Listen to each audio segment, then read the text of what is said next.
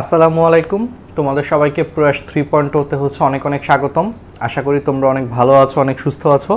So অনেক দিন পরে, হ্যাঁ, ঈদের বন্ধের পরে আবার তোমাদের সবার সাথে হচ্ছে আরেকবার দেখা হয়ে গেল।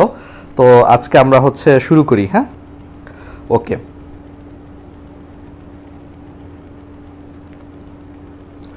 ওকে। তার আগে একটু দেখে নিই যে সাউন্ড ঠিক আছে কিনা, সব কিছু ঠিক আছে কিনা সেটা দেখে তারপরে হলো আমরা শুরু করি। হ্যাঁ, ওকে, দাঁড়াও।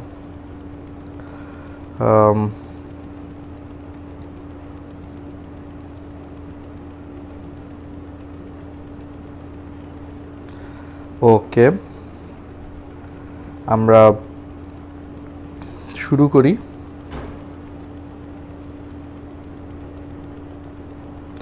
ঠিক আছে, তো সাউন্ড ঠিক আছে কিনা আমাদেরকে একটু কষ্ট করে হচ্ছে জানাও। অনেকদিন পরে আসলে দুপুরে ক্লাস নিচ্ছি। আমরা মেইনলি রাত্রেই ক্লাস নিব, সন্ধ্যার দিকে হচ্ছে ক্লাস নিব।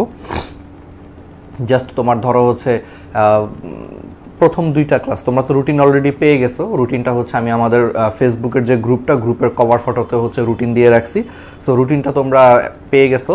সো সেই রুটিন অনুযায়ী হচ্ছে আমরা আজকে এবং হচ্ছে পরের একটা ক্লাস শুধু খালি সকালে দিব, মানে জাস্ট একটু সকালের দিকে নিব। বাকি সবগুলা ক্লাস হচ্ছে আমরা রাত্রের দিকেই নিব, মানে সন্ধ্যার দিকে নিব। দেখছো তো? তো একটু আমাদেরকে জানাও যে তোমাদের সাউন্ড ঠিক আছে কিনা, সব কিছু ঠিক আছে কিনা আমরা একটু চেক করি। চেক করে তারপরে দেখি। দেখছো তো? আচ্ছা, ঠিক আছে। মুরাদ হোসেন ভাইয়াকে সুন্দর লাগতেছে। আচ্ছা, ঠিক আছে। আমাকে না দেখে এখন পড়াশোনার দিকে দেখ। ঠিক আছে, পড়াশোনাটাকে বেশি ভালো লাগতে হবে, সুন্দর লাগতে হবে পড়াশোনাকে। ঠিক আছে, ওকে। তো আমরা ঈদের আগে লাস্ট ক্লাসে আমরা হলো তোমার কোষ বিভাজনের হলো প্রথম অংশটা শেষ করছি, মানে মাইটোসিস পর্যন্ত শেষ করছি। আজকে আমরা মায়োসিস থেকে বাকি অংশটা হচ্ছে শেষ করব কোষ বিভাজনের। ঠিক আছে, ওকে। তো চলো তাহলে আমরা শুরু করি। সাউন্ড তো আমি নিজে চেক করলাম যে আল্লাহর রহমতে ঠিক আছে। ওকে, সাউন্ড ঠিক আছে, তাহলে আমরা শুরু করি। তো তার আগে তোমাদের সবাইকে একটু বলি, যেহেতু ঈদের পরে আজকে আসলে প্রথম ক্লাস, তো তোমাদের সবার হচ্ছে ঈদ কেমন কাটছে একটু আমাদেরকে কমেন্টে জানাও। আমি দুই একটা কমেন্ট পড়ি যে ঈদের এই সময়টা, এই এক সপ্তাহ তোমাদের জীবনটা কীরকম কাটছে বা কীরকম গেছে আসলে ঈদের দিনগুলা। একটু আমাদেরকে কষ্ট করে হচ্ছে জানাও যে সামনের দিনগুলোতে আসলে তোমাদের প্ল্যান কি।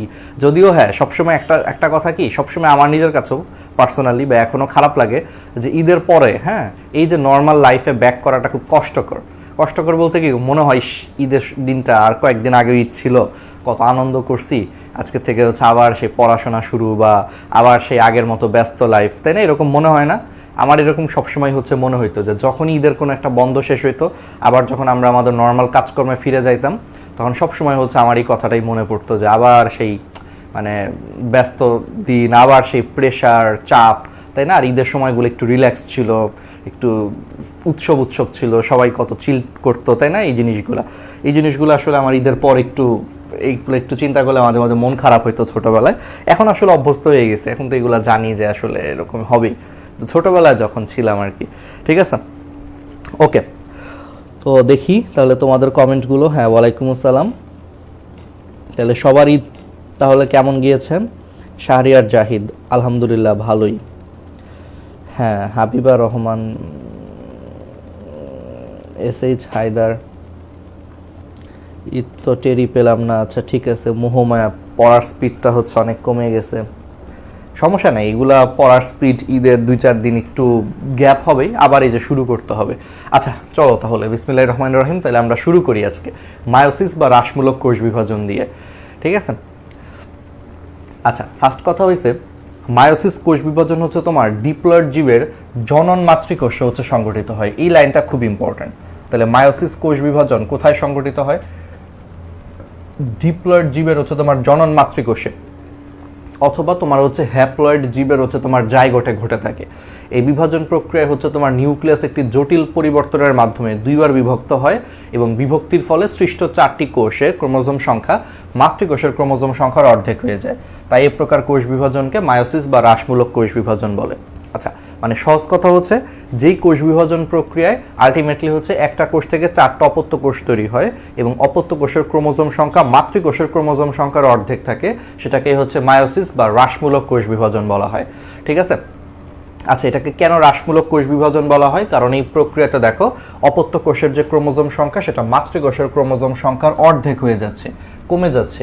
এই জন্য এটাকে হচ্ছে মায়োসিস বা হ্রাসমূলক কোষ বিভাজন প্রক্রিয়া বলে। এখন এই প্রক্রিয়াতে হচ্ছে তোমার নিউক্লিয়াস দুইবার বিভক্ত হয়, কিন্তু ক্রোমোজোম একবার মাত্র হচ্ছে বিভক্ত হয়। নিউক্লিয়াস দুইবার বিভক্ত হবে, কিন্তু ক্রোমোজোম একবার বিভক্ত হবে। তাহলে যে কোষ বিভাজন প্রক্রিয়ায় নিউক্লিয়াস পরপর দুইবার এবং ক্রোমোজোম মাত্র একবার বিভাজিত হয়ে মাতৃকোষের ক্রোমোজোমের অর্ধেক সংখ্যক ক্রোমোজোমযুক্ত 4টি অপত্য কোষ সৃষ্টি করে তাকে মায়োসিস কোষ বিভাজন বলে। তার মানে মায়োসিস কোষ বিভাজনে হচ্ছে নিউক্লিয়াস দুইবার এবং ক্রোমোজোম মাত্র একবার বিভাজিত হয়ে মাতৃকোষের ক্রোমোজোম সংখ্যার অর্ধেক হয়ে যায়, সেটাই হচ্ছে মায়োসিস বিভাজন।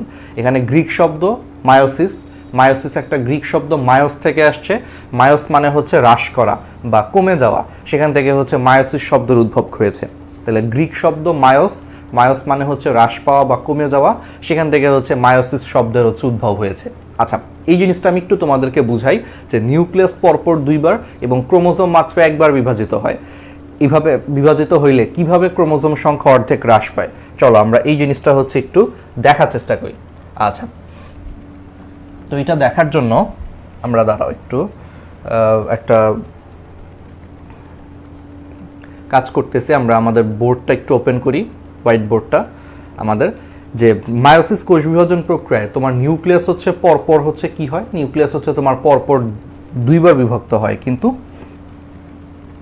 ক্রোমোজোম হচ্ছে একবার মাত্র বিভক্ত হয়, তাই না? এই জিনিসটা আমরা একটু বোঝার চেষ্টা করি। দেখো, ধরো এটা একটা কোষ, ধরো এটা একটা কোষ, হ্যাঁ? তাহলে এটা যদি একটা কোষ হয়, তাহলে এই কোষের ভিতরে ধরো হচ্ছে একটা নিউক্লিয়াস আছে। তো কি বলতেছে যে নিউক্লিয়াস হচ্ছে তোমার পরপর দুইবার বিভক্ত হয়। আচ্ছা, তো নিউক্লিয়াস প্রথমবার বিভক্ত হয়ে, আচ্ছা ধরে নাও এই নিউক্লিয়াসের ভিতরে মনে করো তোমার হচ্ছে দুইটা ক্রোমোজোম আছে। তুমি ধরে নাও যে মাতৃকোষের যে নিউক্লিয়াস, সেই মাতৃকোষের নিউক্লিয়াসের ভিতরে দুইটা ক্রোমোজোম আছে। তাহলে এখন কি হইলো, নিউক্লিয়াস হচ্ছে তোমার পরপর দুইবার বিভক্ত হয়। তাহলে একটা নিউক্লিয়াস থেকে প্রথমবার বিভক্ত হইলে একটা নিউক্লিয়াস থেকে দুইটা নিউক্লিয়াস হয়েছে, ঠিক আছে? প্রথমবার বিভক্ত হওয়ার পর তারপরে আরেকবার বিভক্ত হবে, তাহলে আরেকবার বিভক্ত হলে দুইটার থেকে কয়টা হবে? 4টা হবে। এইটুকু তো তোমরা বুঝতেছো নাকি, যে নিউক্লিয়াস পরপর দুইবার বিভক্ত হয়। তাহলে প্রথমবার বিভক্ত হওয়ার সময় একটা নিউক্লিয়াস থেকে দুইটা নিউক্লিয়াস হবে, পরে সেখানে যদি আবার বিভক্ত হয় তাহলে দুইটা নিউক্লিয়াস থেকে 4টা নিউক্লিয়াস হবে, ভাগ হয়ে যাবে। তার মানে নিউক্লিয়াস পরপর দুইবার বিভক্ত হওয়ার কারণে আলটিমেটলি একটা নিউক্লিয়াস থেকে 4টা নিউক্লিয়াস পাওয়া যাচ্ছে। ওকে, কিন্তু ক্রোমোজোম একবার বিভক্ত হয়। সো ক্রোমোজোম একবার বিভক্ত হইলে কি হয়, ধরো যে মাতৃকোষের যে নিউক্লিয়াসটা আছে সেখানে মনে করো এখন দুইটা ক্রোমোজোম আছে। তাহলে সেই দুইটা ক্রোমোজোম যদি একবার বিভক্ত হয়, তাহলে দুইটা ক্রোমোজোম থেকে কয়টা ক্রোমোজোম হয়? 4টা ক্রোমোজোম হয়। একবার বিভক্ত হইলে দুইটা থেকে 4টা ক্রোমোজোম হবে। এখন সেই 4টা ক্রোমোজোম সমান সংখ্যকভাবে নিউক্লিয়াসের মধ্যে ভাগ হয়ে যায়। তাহলে এখন তুমি বলো, 4টা ক্রোমোজোম এই 4টা নিউক্লিয়াসের মধ্যে সমান সংখ্যকভাবে যদি ভাগ হয়ে যায়, তাহলে প্রত্যেকটা নিউক্লিয়াসে এখন কয়টা করে ক্রোমোজোম যাবে? একটা করে ক্রোমোজোম যাবে। তার মানে আলটিমেটলি কি হইলো, তাহলে অপত্য কোষের যে ক্রোমোজোম সংখ্যা, তাহলে সেটা মাতৃকোষের ক্রোমোজোম সংখ্যার কি হয়ে গেল? অর্ধেক হয়ে গেল। এটাই হচ্ছে মায়োসিস কোষ বিভাজন। তাহলে এবার বুঝতে পারছো যে নিউক্লিয়াস দুইবার বিভক্ত হওয়ার কারণে একটা থেকে 4টা হচ্ছে, কিন্তু ধরে নাও যে ক্রোমোজোম মাত্র একবার বিভক্ত হওয়ার কারণে এই এক্সাম্পলে দুইটা থেকে মনে করো 4টা হচ্ছে। 4টা হওয়ার পরে প্রত্যেকটা কিন্তু সমানভাবে হচ্ছে তোমার কোথায় চলে যাবে? অপত্য কোষের ক্রোমোজোমে অপত্য কোষের নিউক্লিয়াসে চলে যাবে। তাহলে 4টা ক্রোমোজোম, তাহলে একটা একটা করে হচ্ছে 4টা নিউক্লিয়াসে গেলে আলটিমেটলি কি হইলো? অপত্য কোষের যে ক্রোমোজোম সংখ্যা মাতৃকোষের অর্ধেক হয়ে গেছে। এটাই হচ্ছে মায়োসিস কোষ বিভাজন। তাহলে কি বুঝতে পারছো? তাহলে হোপফুলি জিনিসগুলো একবারে ক্লিয়ার। ওকে, এইভাবে হচ্ছে ক্রোমোজোম সংখ্যা অর্ধেক হয়ে যায়। তার মানে জিনিসটা হইলো যে নিউক্লিয়াস 4টা হচ্ছে কিন্তু ক্রোমোজোম ডাবল হচ্ছে, এই জন্য আলটিমেটলি জিনিসগুলো অর্ধেক হয়ে যাচ্ছে আর কি। আচ্ছা, তো এখন এর সাথে আমরা আরও কিছু জিনিস মনে রাখতে পারি, এটা আমরা একটু দেখি। তাহলে এই জিনিসগুলো বুঝতে পারছো যে এইভাবে হচ্ছে অর্ধেক হয়ে যায়, এই জন্য এটাকে গ্রিক মায়োস থেকে আসছে মায়োসিস। মায়োস মানে হচ্ছে হ্রাস পাওয়া বা কমে যাওয়া। তাহলে এই যে ক্রোমোজোম সংখ্যা কমে যাচ্ছে বা অর্ধেক হয়ে যাচ্ছে, এটাকেই মায়োসিস বলা হয়। আচ্ছা, তাহলে সহজভাবে বলা যায় যে কোষ বিভাজন প্রক্রিয়ায় যে মাতৃকোষ থেকে তাহলে 4টা অপত্য কোষ সৃষ্টি হয় এবং নতুন সৃষ্ট কোষের ক্রোমোজোম সংখ্যা মাতৃকোষের ক্রোমোজোম সংখ্যার অর্ধেক হয়ে যায়, তাই হচ্ছে মায়োসিস প্রক্রিয়া। একবার ইজি। এখন আসা হচ্ছে আবিষ্কার ও নামকরণ। তাহলে বেনেডিন এবং হাউজার অ্যাসকারিস ক্রিমির গ্যামিটে হ্যাপ্লয়েড সংখ্যক ক্রোমোজোম আবিষ্কার করেন। এটা আমি মনে রাখতাম।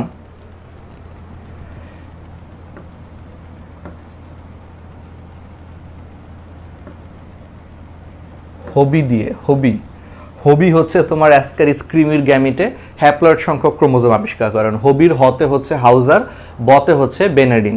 তাহলে হাউজার ও বেনেডিন অ্যাসকারিস ক্রিমির গ্যামিটে হ্যাপ্লয়েড সংখ্যক ক্রোমোজোম আবিষ্কার করেন 1883 সনে। স্ট্রাসবার্গার, এই যে দেখছো বার্গার খাইতে খাইতে চলে আসছে সে 1888 সনে পুষ্পক উদ্ভিদের জনন মাতৃকোষের ক্রোমোজোমের হ্রাসমূলক বিভাজন লক্ষ্য করেন। 1905 সালে ফার্মার ও মুর সর্বপ্রথম হ্রাসমূলক বিভাজনকে মিওসিস বা বলেন। পরবর্তীতে বোভেরি সর্বপ্রথম গোলক্রিমির জননাঙ্গে মায়োসিস কোষ বিভাজন প্রত্যক্ষ করেন। পরবর্তীতে গ্রিক মূল শব্দ মায়ম, এর মানে হচ্ছে হ্রাস পাওয়া, এর উপর ভিত্তি করে বানান করা হয় মায়োসিস। এখন এটি মায়োসিস হিসেবে হচ্ছে উচ্চারিত। তাহলে খুবই ইম্পর্টেন্ট কিন্তু ইতিহাসটা, যে বেনেডিন এবং হাউজার অ্যাসকারিস ক্রিমির গ্যামিটে হচ্ছে হ্যাপ্লয়েড সংখ্যক হচ্ছে ক্রোমোজোম আবিষ্কার করেন। পরবর্তীতে স্ট্রাসবার্গার 1888 সনে হচ্ছে পুষ্পক উদ্ভিদের জনন মাতৃকোষের ক্রোমোজোমে হ্রাসমূলক বিভাজন লক্ষ্য করেন। পরে ফার্মার ও মুর সর্বপ্রথম হ্রাসমূলক বিভাজনকে হচ্ছে মিওসিস বলেন এবং বোভেরি হচ্ছে সর্বপ্রথম গোলক্রিমির জননাঙ্গে মায়োসিস কোষ বিভাজন প্রত্যক্ষ করেন। একটু আসতে পারে, যেমন এভাবে প্রশ্ন আসে যে অ্যাসকারিস ক্রিমির গ্যামিটে হ্যাপ্লয়েড সংখ্যক ক্রোমোজোম আবিষ্কার করেন কে? হবি, তাহলে হাউজার এবং বেনেডিন। আবার এভাবে আসতে পারে পুষ্পক উদ্ভিদের জনন মাতৃকোষে ক্রোমোজোমের হ্রাসমূলক বিভাজন কে লক্ষ্য করেন? বার্গার, ওই যে বার্গার চাবাইতে চাবাইতে স্ট্রাসবার্গার। আবার তোমার এইভাবে আসতে পারে যে বোভেরি বা সর্বপ্রথম গোলক্রিমির জননাঙ্গে হচ্ছে হ্রাসমূলক বিভাজন কে লক্ষ্য করেন? বোভেরি। তারপরে সর্বপ্রথম মিওসিস নামকরণ কে করেন? ফার্মার এবং মুর। মানে অনেকভাবে কিন্তু প্রশ্ন আসতে পারে যে গোলক্রিমির জননাঙ্গে হ্রাসমূলক বিভাজন লক্ষ্য করেন বোভেরি, কিন্তু অ্যাসকারিস ক্রিমির গ্যামিটে হ্যাপ্লয়েড সংখ্যক ক্রোমোজোম আবিষ্কার করেন হচ্ছে হাউজার এবং বেনেডিন। বুঝতে পারতেছো? তারপরে হচ্ছে পুষ্পক উদ্ভিদের জনন মাতৃকোষে ক্রোমোজোমের হ্রাসমূলক বিভাজন লক্ষ্য করেন কে? স্ট্রাসবুর্গার। মানে এরকম এক একজনের নাম দিয়ে হচ্ছে এক এক ধরনের প্রশ্ন আসতে পারে। সো ভালো মতো এই জিনিসগুলো একটু পড়তে হবে, কাছাকাছি, বাট এক একজন কিন্তু এক একটা আবিষ্কার করছে। আচ্ছা, এখন আসো, এই জিনিসটা খুব ইম্পর্টেন্ট, এই যে এইটা তোমাদেরকে একটু বোঝানোর চেষ্টা করব যে কোথায় হয়। মায়োসিস সর্বদা জনন মাতৃকোষে হচ্ছে সম্পন্ন হয়, কখনো দৈহিক কোষে হয় না এবং সর্বদাই ট্রাইসেন সংখ্যক ক্রোমোজোম বিশিষ্ট কোষে হয়। নিম্ন শ্রেণীর হ্যাপ্লয়েড জীবে মায়োসিস হয় নিষেকের পর হচ্ছে জাইগোটে, আর উচ্চ শ্রেণীর ডিপ্লয়েড জীবে মায়োসিস হয় নিষেকের পূর্বে হচ্ছে জনন মাতৃকোষ থেকে গ্যামেট সৃষ্টিকাল। আচ্ছা, এই জিনিসটা একটু বুঝতে হবে। তাহলে মায়োসিস সর্বদা জনন মাতৃকোষে সম্পন্ন হয়, কখনো দৈহিক কোষে হয় না এবং সর্বদাই ট্রাইসেন সংখ্যক ক্রোমোজোম বিশিষ্ট কোষে হয়। তাহলে একটা জিনিস খুবই ইম্পর্টেন্ট, যে মায়োসিস সবসময় কোথায় হবে? ট্রাইসেন সংখ্যক ক্রোমোজোম বিশিষ্ট হচ্ছে তোমার কোষে হবে। এখন নিম্ন শ্রেণীর হ্যাপ্লয়েড জীবে মায়োসিস হয় হচ্ছে তোমার নিষেকের পরে জাইগোটে, হ্যাপ্লয়েড জীবে। আর উচ্চ শ্রেণীর ডিপ্লয়েড জীবে মায়োসিস হয় নিষেকের পূর্বে জনন মাতৃকোষে হচ্ছে থেকে গ্যামেট সৃষ্টিকালে। আচ্ছা, এইটুকু জিনিস তোমাদেরকে আমি একটু ব্যাখ্যা করি। দেখো, খুব সিম্পল। আমরা একটু একটা কাজ করি। তাহলে মায়োসিস কোথায় হচ্ছে? আমরা সবসময় কি বলতে পারি? মায়োসিস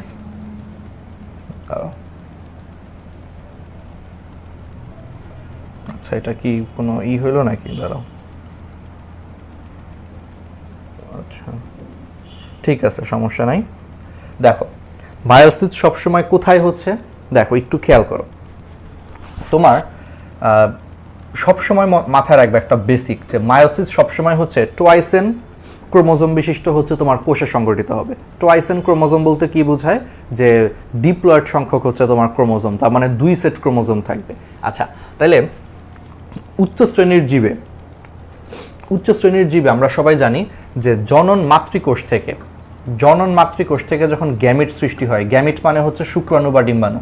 তাহলে একটু খেয়াল করো, উচ্চ শ্রেণীর জীবে যখন জনন মাতৃকোষ থেকে হচ্ছে তোমার গ্যামিট তথা শুক্রাণু বা ডিম্বাণু সৃষ্টি হয়, তখন সেই জনন মাতৃকোষে হচ্ছে মায়োসিস হয়। কেন?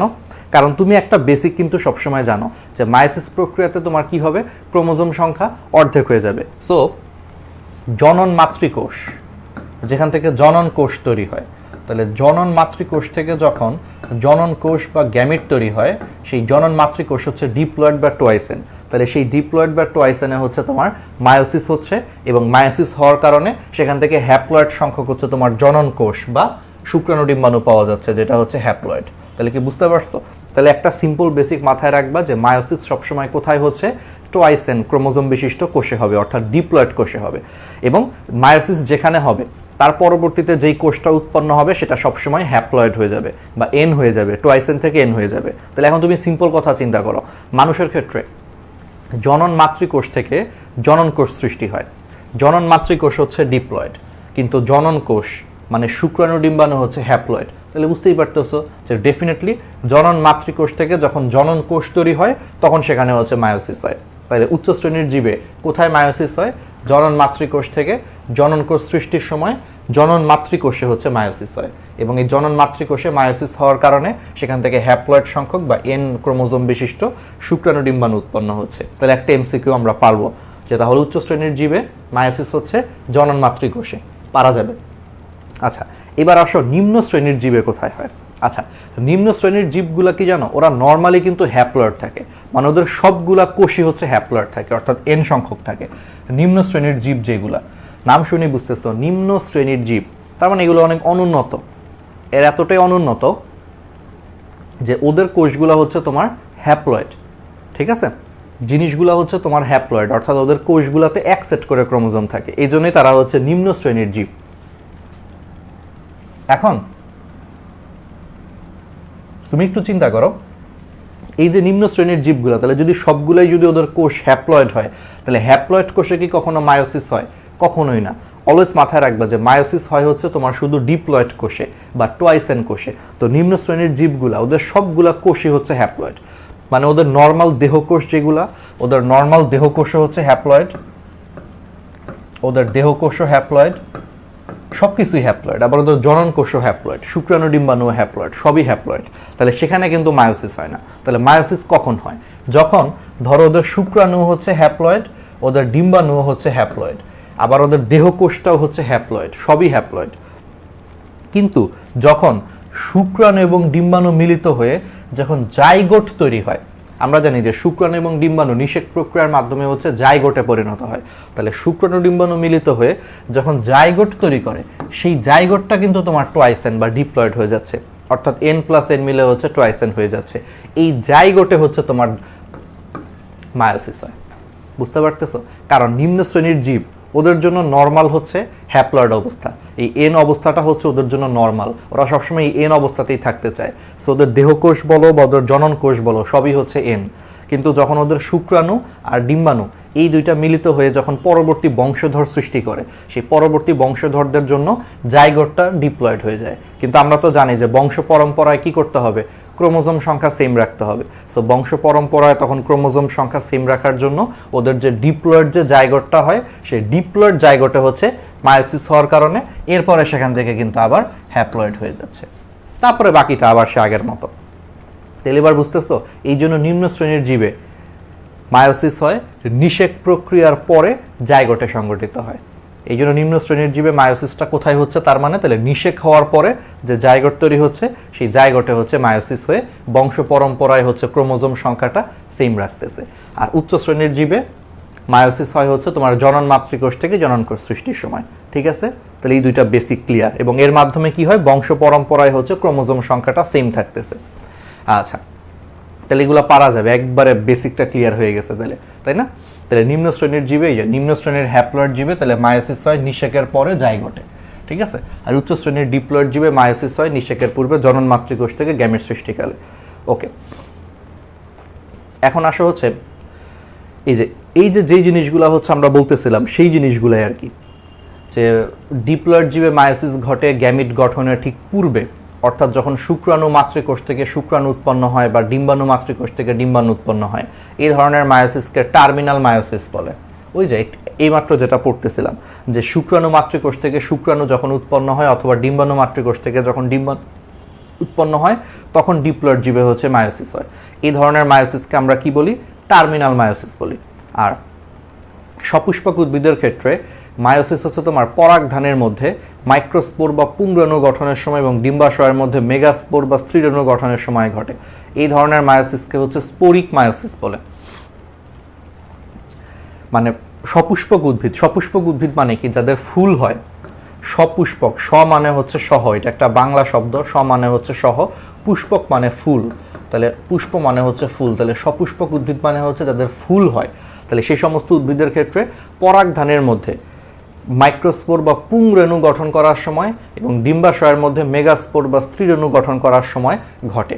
মানে সপুষ্পক উদ্ভিদের ক্ষেত্রে মানে মায়োসিস হয় কখন, যখন হচ্ছে তোমার পুংরেণু তৈরি হবে অথবা যখন হচ্ছে তোমার স্ত্রীরেণু তৈরি হবে।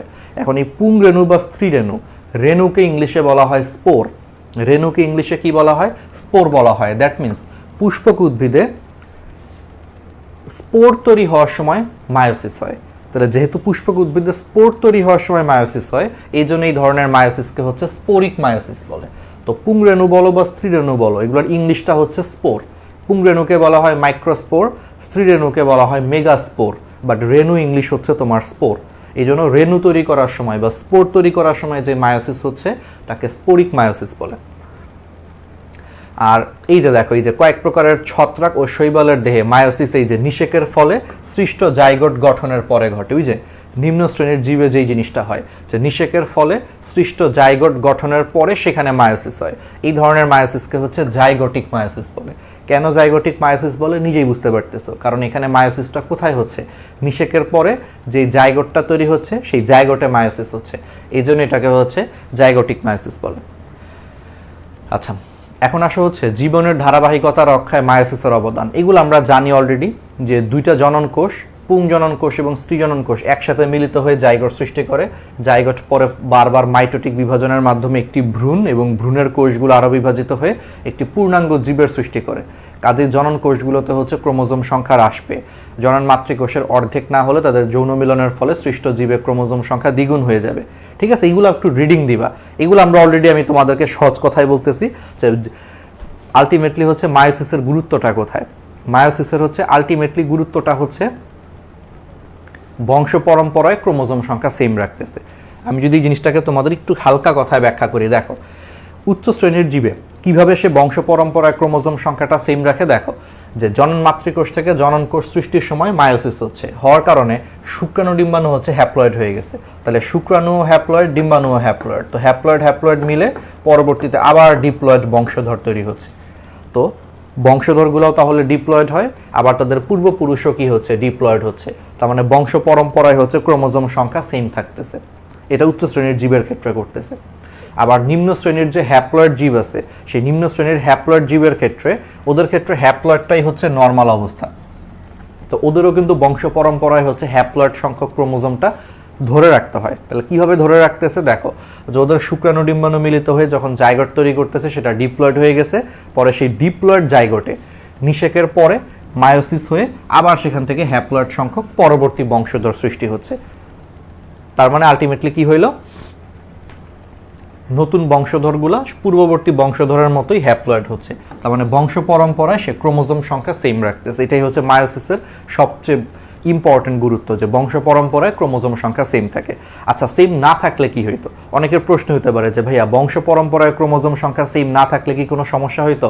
অবশ্যই সমস্যা হইতো। জিনিসটা হচ্ছে জীবের যত বৈশিষ্ট্য আছে, আমাদের যত ধরনের বৈশিষ্ট্য আছে, চারিত্রিক, দৈহিক, মানসিক যত বৈশিষ্ট্য আছে, সকল বৈশিষ্ট্যের ধারক ও বাহক হচ্ছে তোমার ক্রোমোজোম। তাহলে জীবের যত ধরনের বৈশিষ্ট্য আছে সবগুলো বৈশিষ্ট্যের ধারক ও বাহক হচ্ছে আসলে ক্রোমোজোম। কারণ ক্রোমোজোমের মধ্যে ডিএনএ আছে, সেই ডিএনএর মধ্যে হচ্ছে আবার জিন আছে। এই জিনগুলো আলটিমেটলি সকল বৈশিষ্ট্য কন্ট্রোল করতেছে। তার মানে আলটিমেটলি সকল বৈশিষ্ট্যের ধারক ও বাহক আসলে এই ক্রোমোজোমটা। এখন এই ক্রোমোজোম যদি বংশ পরম্পরায় যদি সেম না থাকতো, মায়োসিস হওয়ার কারণে জিনিসটা সেম থাকতেছে। যদি মায়োসিস না হইতো আজকে, তাহলে সমস্যাটা কি হইতো চলো দেখাই। ধর এখানে কোনো মায়োসিস হয় না, তাহলে কোনো মায়োসিস না হইলে জনন মাতৃকোষ থেকে যখন জনন কোষ তৈরি হইতো, যদি কোনো মায়োসিস না হয় তাহলে এটাও টোয়াইসেন হইতো, কারণ মায়োসিস হচ্ছে না। তাহলে এখন তো ক্রোমোজোম সংখ্যা সবসময় সেম থাকবে, মাইটোসিস হচ্ছে শুধু। তাহলে মাইটোসিস হইলে কি হইতো, জনন মাতৃকোষ থেকে যখন জনন কোষ সৃষ্টি হইতো সেই জনন কোষগুলোও ডিপ্লয়েড হইতো, অর্থাৎ শুক্রাণু ডিপ্লয়েড, ডিম্বাণু ডিপ্লয়েড। তাহলে এই টোয়াইসেন মিলে পরবর্তী বংশধর হয়ে যেত ফোরেন, টেট্রাপ্লয়েড হয়ে যেত। কি হয়ে যেত? টেট্রাপ্লয়েড, ফোরেন। অর্থাৎ আগের বংশধরের ছিল ডিপ্লয়েড, পরবর্তী বংশধর হয়ে গেছে টেট্রাপ্লয়েড। তো টেট্রাপ্লয়েড হলে যেটা হইতো, তখন দেখা যেত মানুষের হাত 4টা, পা 4টা, মানে অনেক ধরনের পরিবর্তন আসতো। মানে সেটার আর মানুষ বলা যেত না আসলে, যে পূর্বপুরুষ হচ্ছে তোমার 2 হাত পা বিশিষ্ট, সেখান থেকে বাচ্চা হয়েছে 4টা হাত 4টা পা, হাবিজাবি কি হয়েছে না হয়েছে বুঝতেই পারতেছো। কারণ সব কিছু তো নিয়ন্ত্রণ করে ক্রোমোজোম। সো ক্রোমোজোম সংখ্যা ডাবল হয়ে যাওয়া মানে কিন্তু কোষের মধ্যে বিপুল চেঞ্জ চলে আসবে। ফলে দেখা যাবে মানুষের বংশধর আর মানুষ থাকবে না, অন্য কিছু হয়ে যাবে। তার মানে আলটিমেটলি হচ্ছে তোমার তাহলে জীবের ধারাবাহিকতা রক্ষা থাকতো না। ঠিক আছে, এই কারণে হচ্ছে মায়োসিসটা অনেক বেশি গুরুত্বপূর্ণ। Simple basic. হ্যাঁ, ওকে, তাহলে পারা যাবে। তাহলে দেখো, যে হ্যাপ্লয়েড জীবে যেমন শৈবালে 2টি গ্যামিটের যৌন মিলনের ফলে সৃষ্ট জাইগোটেও ক্রোমোজোম সংখ্যা দ্বিগুণ হয়ে যায়। তাহলে যেহেতু যে ক্রোমোজোমই জীবের লক্ষণ নিয়ন্ত্রণকারী জিন বহন করে, সেহেতু ক্রোমোজোম সংখ্যা দ্বিগুণ হয়ে গেলে সন্তান সন্ততি আর তার পিতামাতার গুণ সম্পন্ন হবে না। ওই যে যা বলছি সেটাই এখানে বলছে, এবং প্রত্যেকটি প্রজাতিতে একটি আমূল পরিবর্তন ঘটে যাবে। পরিণামে হচ্ছে জীবজগৎ ধ্বংস হয়ে যাবে। এই জন্য ডিপ্লয়েড জীবে গ্যামিট সৃষ্টিকালে হচ্ছে জনন মাতৃকোষে, এবং হ্যাপ্লয়েড জীবে ওই যে জাইগোটে মায়োসিস হয় বলেই প্রজাতির ক্রোমোজোম সংখ্যা ও বৈশিষ্ট্য বংশ পরম্পরায় টিকে থাকে এবং জীবনের ধারাবাহিকতা হচ্ছে রক্ষা পায়। যা বলছি এগুলো সংক্ষেপে সুন্দর করে একটু রিডিং দিবে আর কি। আচ্ছা, এবার আসো মায়োসিসের বৈশিষ্ট্য, খুবই ইম্পর্টেন্ট। তাহলে মায়োসিসের বৈশিষ্ট্য, তাহলে মায়োসিসের বৈশিষ্ট্যগুলো হচ্ছে তোমার নিম্নরূপ। ফার্স্ট কথা হয়েছে, ডিপ্লয়েড জীবে মায়োসিস সাধারণত কোথায় হয়? জনন মাতৃকোষে হয়ে থাকে। তাহলে ডিপ্লয়েড জীবে হচ্ছে মায়োসিস সাধারণত জনন মাতৃকোষে হচ্ছে তোমার হয়ে থাকে। এই ধরনের কোষ বিভাজনে নিউক্লিয়াস 2বার বিভক্ত হয়, কিন্তু ক্রোমোজোম হচ্ছে মাত্র 1বার বিভক্ত হয়, পড়াইছে অলরেডি। ফলে নতুন সৃষ্ট কোষে ক্রোমোজোম সংখ্যা মাতৃকোষের হচ্ছে অর্ধেক সংখ্যক হয়। সুন্দর করে কিন্তু এগুলা বলছি, কিভাবে হয় সবগুলা বলছি। এখন মায়োসিসের মধ্যে প্রোফেজ 1 আমরা পড়ব একটু পরে। প্রোফেজ 1 হচ্ছে তোমার দীর্ঘস্থায়ী বিধায় একে 5টি উপপর্যায়ে হচ্ছে বিভক্ত করা চলে। হোমোলোগাস ক্রোমোজোম হচ্ছে তোমার জোড়া বেঁধে হচ্ছে বাইভ্যালেন্ট সৃষ্টি করে। হোমোলোগাস ক্রোমোজোম কি করতেছে? তোমার জোড়া বেঁধে বাইভ্যালেন্ট হচ্ছে তোমার সৃষ্টি করতেছে। আমরা পড়বো এগুলা সব একটু পরে পড়বো। হ্যাঁ, হোমোলোগাস ক্রোমোজোম কি এগুলো আমরা একটু পরে যে প্রোফেজ 1 হচ্ছে পড়বো এগুলা। তারপরে কায়াসমা সৃষ্টি এবং ক্রসিং ওভার হয় বলে হোমোলোগাস ক্রোমোজোমের মধ্যে জিন বিনিময় ঘটে। পড়বো এগুলো সবই পড়বো, টেনশন করার কারণ নাই। একটি মাতৃকোষ হতে তোমার 4টি হ্যাপ্লয়েড অপত্য কোষের সৃষ্টি হয়। ক্রোমোজোমের স্বতন্ত্র বিন্যাস ঘটে। ক্রসিং ওভার ও ক্রোমোজোমের স্বতন্ত্র বিন্যাস ঘটে বলে এই প্রক্রিয়ায় উৎপন্ন কোষগুলো কখনো মাতৃকোষের সমগুণ সম্পন্ন হয় না। আমরা বলবো এগুলা। আর মায়োসিস শেষে নতুন কোষে সৃষ্ট নতুন চারিত্রিক বৈশিষ্ট্য আবির্ভাব ঘটে। আচ্ছা, মায়োসিস হচ্ছে জীবসমূহের মধ্যে বৈচিত্র্য সৃষ্টির একটা প্রধান উপায়। আচ্ছা, এগুলো সবই আমরা পড়বো। তাহলে এই বৈশিষ্ট্যগুলো একবার করে আমরা রিডিং দিব, ঠিক আছে? এগুলো ইম্পর্টেন্ট, মেডিকেল এখান থেকে অনেক এমসিকিউ আসে। এই বৈশিষ্ট্যগুলো হচ্ছে একবার 2বার করে হচ্ছে রিডিং দিবা। দেখো এই যে অলরেডি আসছেও। ম্যাট মানে হচ্ছে মেডিকেল অ্যাডমিশন টেস্ট 8-9 সেশনে। তাহলে মেডিকেল অ্যাডমিশন টেস্ট 8-9 সেশনে কিন্তু এখান থেকে প্রশ্ন আসছে, আবারও কিন্তু আসতে পারে। বৈশিষ্ট্যগুলো কিন্তু ইম্পর্টেন্ট। আচ্ছা, বলো তো তোমরা কত নম্বর সেশন? মেডিকেল অ্যাডমিশন টেস্ট কত তোমরা বলো তো?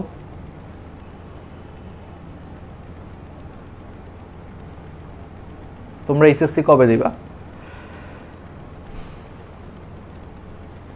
আচ্ছা, তোমরা কি জানো যে মেডিকেল অ্যাডমিশনের যে সেশনগুলো, এই সেশনগুলো কিভাবে করে? যে ম্যাট 8-9, অনেকে কিন্তু এগুলাও জানে না। আচ্ছা, আমি আজকে একটা এক্সট্রা জিনিস বলি পড়াশোনার বাইরে। সেশনগুলো হচ্ছে, যেমন আমি একটা সিম্পল এক্সাম্পল দিই। আমি হচ্ছে মেডিকেল অ্যাডমিশন হচ্ছে তোমার 16-17 সেশন। আচ্ছা, 16-17 সেশন কিভাবে হয়েছি দেখো। আমি 16 সালে হচ্ছে এইচএসসি পরীক্ষা দিছি। আমার ক্লাস শুরু হয়েছে কবে? 17 সালে। এই জন্য আমি হচ্ছে 16-17 সেশন। তার মানে সেশনগুলো নির্ধারণ করা হয় এইভাবে, তো যে তুমি কোন বছর এইচএসসি দিছো আর তোমার ক্লাস শুরু হবে কবে থেকে, ঠিক আছে? 16-17। কিন্তু এখন একটু উল্টাপাল্টা হয়ে গেছে কোভিডের কারণে। যেমন এই যে 22 ব্যাচ কিন্তু পরীক্ষায় দিচ্ছে হচ্ছে তোমার 22-এর লাস্টটা না, ঠিক আছে? 22-এ তো ঠিকই আছে, এর আগেরটা একটু সমস্যা হয়েছিল। আচ্ছা, 22 ব্যাচের কথা চিন্তা করো না। তাহলে 22 ব্যাচ এইচএসসি দিচ্ছে হচ্ছে 22 সালে, মেডিকেলে ভর্তি হয়েছে কোন বছর? 23-এ। তাহলে এই জন্য এটা হচ্ছে 22-23 সেশন। তাহলে তোমাদের এইচএসসি কবে হবে? তোমাদের এইচএসসি হচ্ছে 23-এ হবে। তোমরা কবে মেডিকেলে ভর্তি হবা? 24-এ হয়তো ভর্তি হবা। তাহলে তোমাদের সেশনটা হচ্ছে 23-24 আর কি, বুঝছো? এইভাবে আর কি সেশন করে। যাই হোক, তো অনেকে এগুলো আমি হঠাৎ করে কেন বললাম, এই একটু জানা থাকা দরকার। অনেকে সেশনও বুঝে না আসলে 16-17, 17-18 এগুলো কীভাবে আসছে আসলে, একটু আগ্রহ আর কি। আচ্ছা, তাহলে মায়োসিসের বৈশিষ্ট্যগুলো একটু রিডিং দিবা, খুব ইম্পর্টেন্ট। আমরা এগুলো একটু পরে ডিটেলসে পড়াবো, বুঝাবো। তো এখন আসো মায়োসিস প্রক্রিয়া। তাহলে খুবই সিম্পল, যে তাহলে মায়োসিস প্রক্রিয়াকে হচ্ছে আমরা আসলে দুইটা প্রধান পর্যায়ে হচ্ছে ভাগ করা যায়, একটা হচ্ছে মায়োসিস 1 আর একটা হচ্ছে মায়োসিস 2। তাহলে দুইটা প্রধান পর্যায়ে হচ্ছে ভাগ করা যায়। তো মায়োসিস 1-এ হচ্ছে তোমার ক্রোমোজোম সংখ্যা অর্ধেকে আনিত হয়, এই জন্য একে রিডাকশনাল বা হ্রাসমূলক বিভাজন বলা হয়। আচ্ছা, মায়োসিস কোষ বিভাজনের আরেকটা নাম হচ্ছে রিডাকশনাল বা হ্রাসমূলক কোষ বিভাজন। কেন বুঝতেই পারতেছো, কারণ ক্রোমোজোম সংখ্যা অর্ধেক হয়ে যায়। আর মায়োসিস 2-এ ক্রোমোজোম সংখ্যা সমান থাকে, কেননা এই বিভাজন মূলত একটি মাইটোটিক বিভাজন প্রক্রিয়া, এই জন্য একে ইকুয়েশনাল বা সমীকরণিক বিভাজনও বলা হয়। আচ্ছা, মানে জিনিসটা হচ্ছে মায়োসিস কোষ বিভাজনটা আসলে দুই ধাপে হয়, একটা হচ্ছে মায়োসিস 1 আর একটা হচ্ছে মায়োসিস 2। ফার্স্টে হচ্ছে একটা কোষ থেকে দুইটা কোষ হয়, পরবর্তীতে দুইটা কোষ থেকে চারটা কোষ হয়। তাহলে ফার্স্টে যখন একটা কোষ থেকে দুইটা কোষ হয়, এই বিভাজনটাকে বলা হয় মায়োসিস 1। এবং এই মায়োসিস 1-এর মধ্যেই তোমার কি হয়, ক্রোমোজোম সংখ্যা অর্ধেক হ্রাস পেয়ে যায়, এই জন্য মায়োসিস 1-কে হচ্ছে রিডাকশনাল বা হ্রাসমূলক কোষ বিভাজন বলা হচ্ছে। কিন্তু মায়োসিস 2 হচ্ছে কি, মায়োসিস 2 হচ্ছে দুইটা কোষ থেকে চারটা কোষ হয়। সো দুইটা কোষ থেকে যখন চারটা কোষ হয়, তখন আর ক্রোমোজোম সংখ্যা হ্রাস পায় না, ওই দুইটা কোষে যেই ক্রোমোজোম ছিল ওই চারটা কোষেও ক্রোমোজোম সংখ্যা সেম থাকতেছে, এই জন্য মায়োসিস 2-কে তোমার বলা হচ্ছে ওই মাইটোসিস কোষ বিভাজনের মতোই। তাহলে মাথায় রাখবা যে তাহলে আমরা একটু আগে যে ছবিটা আঁকছিলাম যে একটা থেকে যখন দুইটা হচ্ছে তখন কিন্তু মায়োসিস 1, এটা হচ্ছে মায়োসিস 1, কিন্তু দুইটার থেকে যখন চারটা হচ্ছে এটা কিন্তু মায়োসিস 2। তো মায়োসিস 1-এর ক্ষেত্রে তোমার ক্রোমোজোম সংখ্যা অর্ধেক হ্রাস পেয়ে যায়, কিন্তু মায়োসিস 2-এর ক্ষেত্রে আর ক্রোমোজোম সংখ্যা হ্রাস পায় না, কারণ অলরেডি সে একবার অর্ধেক হয়ে গেছে। কমন সেন্স চিন্তা করো, সে তো অলরেডি অর্ধেক হয়েই গেছে, আর কি অর্ধেক হওয়ার দরকার আছে? আর তো অর্ধেক হওয়ার দরকার নাই। এই জন্য মায়োসিস 2-এ কিন্তু আর ক্রোমোজোম সংখ্যা হ্রাস পায় না, এই জন্য মায়োসিস 2টা হচ্ছে অনেকটা কিসের মতো, মাইটোসিসের মতো। এই জন্য মায়োসিস 2-কে হচ্ছে মাইটোসিসের মতো বলে এটাকে ইকুয়েশনাল বা সমীকরণিক কোষ বিভাজন বলা হয়। কারণ আমরা কিন্তু আগের ক্লাসে পড়ছি যে মাইটোসিস কোষ বিভাজনকে ইকুয়েশনাল বা সমীকরণিক কোষ বিভাজন বলা হয়। সো মায়োসিস 2টা মাইটোসিসের মতো, এই জন্য মায়োসিস 2-কেও কি বলা হচ্ছে, ইকুয়েশনাল বা সমীকরণিক কোষ বিভাজন বলা হচ্ছে। ঠিক আছে, এগুলো কিন্তু মাথায় রাখতে হবে। এখন আসো, প্রত্যেকটা পর্বকে হচ্ছে প্রোফেজ, মেটাফেজ, অ্যানাফেজ, টেলোফেজ চারটা পর্যায়ে ভাগ করা গেছে। মায়োসিস প্রক্রিয়াতে হচ্ছে দেখো ডিএনএর দ্বিত্বন মানে হচ্ছে ডিএনএ রেপ্লিকেশন হয় হচ্ছে তোমার প্রোফেজ 1-এর পূর্বে হয়। পলিপ্লয়েড উদ্ভিদে মায়োসিস অত্যন্ত জটিল বলে এখানে ডিপ্লয়েড উদ্ভিদের মায়োসিস প্রক্রিয়া বর্ণনা করা হলো। আচ্ছা, তাহলে মায়োসিস প্রক্রিয়াতে ডিএনএর দ্বিত্বন মানে হচ্ছে রেপ্লিকেশন, মানে ডাবল হয়ে যাওয়া, একটা থেকে দুইটা হয়ে যাওয়া। ঠিক আছে, তাহলে মায়োসিস প্রক্রিয়াতে হচ্ছে তোমার ডিএনএর দ্বিত্বন বা ডিএনএ রেপ্লিকেশন, এটা হচ্ছে প্রোফেজ 1-এর পূর্বে সংঘটিত হয়। তাহলে মায়োসিস কোষ বিভাজন প্রক্রিয়ায় তোমার ডিএনএর দ্বিত্বন বা ডিএনএ রেপ্লিকেশন হচ্ছে তোমার প্রোফেজ 1-এর পূর্বে সংঘটিত হয়। ঠিক আছে, এটা মাথায় রাখবা। তাহলে এখন আসো এই যে মায়োসিস, তাহলে মায়োসিস 1-কে হচ্ছে হ্রাসমূলক বিভাজন বলা হচ্ছে, আর মায়োসিস 2টা হচ্ছে মাইটোসিসের মতো, এটাকে সমীকরণিক বিভাজন বলা হচ্ছে। মায়োসিস 1-কে হচ্ছে আবার আমরা চারটা পর্যায়ে ভাগ করতে পারি। পর্যায়: প্রোফেজ 1, মেটাফেজ 1, অ্যানাফেজ 1, টেলোফেজ 1। মনে রাখবে এখানে কিন্তু কোনো প্রোমেটাফেজ নাই। আমি এটা মনে আগের ক্লাসেও বলছিলাম যে একমাত্র ইন্ডিয়ান সাবকন্টিনেন্টে তোমার হচ্ছে প্রোমেটাফেজ বলে একটা জিনিস আছে। ইউরোপ আমেরিকার বইয়ে দেখবা যারা প্রোমেটাফেজ বলে আলাদা কোনো স্টেজ বলে নাই। Prophase, metaphase, anaphase, telophase. সাবকন্টিনেন্টে কেমনে জানা হচ্ছে প্রোমেটাফেজ নামে আরেকটা আলাদা স্টেজ চলে আসে। ইন্ডিয়ান রাইটারদের বইতেও আছে, আমাদের বাংলাদেশি রাইটারদের বইও আছে। ঠিক আছে, তো যাই হোক, এই মায়োসিস 1 বা মায়োসিস 2-এ হচ্ছে এরকম প্রোমেটাফেজ বলে এই জন্য কিছু নাই। Prophase 1, metaphase 1, anaphase 1, telophase 1। ঠিক আছে, এই জিনিসগুলোই আছে। আবার সেই প্রোফেজ 1, তাহলে বলো এগুলা কি? এগুলা কিন্তু পর্যায়। তাহলে আমি মায়োসিস 1-কে হচ্ছে ফার্স্টে কি করলাম, চারটা পর্যায়ে ভাগ করলাম। এখন এর মধ্যে প্রোফেজ 1টা হচ্ছে অনেক দীর্ঘস্থায়ী এবং হচ্ছে জটিল প্রক্রিয়া বলে এই প্রোফেজ 1-কে হচ্ছে আবার আমি চারটা উপপর্যায়ে ভাগ করতে পারি। কারণ খেয়াল করো, এগুলা হচ্ছে পর্যায়, তাহলে পর্যায়কে তুমি যদি আরো ভাগে ভাগ করো তখন সেগুলারে কি বলবা, উপপর্যায় বলবা। এই জন্য এই leptotene, zygotene, pachytene, diplotene, diakinesis এগুলা কিন্তু উপপর্যায়। কারণ প্রোফেজ 1 এটা হচ্ছে আসলে একটা পর্যায়, তাহলে তুমি একটা পর্যায়কে ভাগ করছো, এই জন্য এগুলা হচ্ছে উপপর্যায়। ঠিক আছে, ওকে। তো এগুলো একটু আমাদেরকে জানতে হবে। তাহলে মায়োসিস 1 বা প্রথম মায়োটিক বিভাজন, তাহলে বুঝতেই পারতেছো যে মায়োসিস কোষ বিভাজনে মায়োসিস 1-ই হচ্ছে সবচেয়ে তাৎপর্যপূর্ণ, কারণ এই পর্যায়ে ক্রোমোজোম সংখ্যা অর্ধেক হ্রাস পেয়ে যায় এবং সমসংস্থ ক্রোমোজোমের মধ্যে অংশের বিনিময় হয়, ক্রসিং ওভার হয়। আচ্ছা, আমরা পড়বো তাহলে প্রোফেজ 1। তাহলে মায়োসিস 1-এর প্রথম পর্যায় হচ্ছে প্রোফেজ 1, তো যেটা বলছিলাম যে প্রোফেজ 1 পর্যায়টা হচ্ছে অনেক দীর্ঘ হয়। তো মানুষের শুক্রাশয়ে, এই কারণে হচ্ছে মানুষের শুক্রাশয়ে হচ্ছে তোমার মায়োটিক প্রোফেজ এর সময় লাগে 1 সপ্তাহ, বিভাজনটি সম্পন্ন হতে সময় লাগে প্রায় 1 মাস।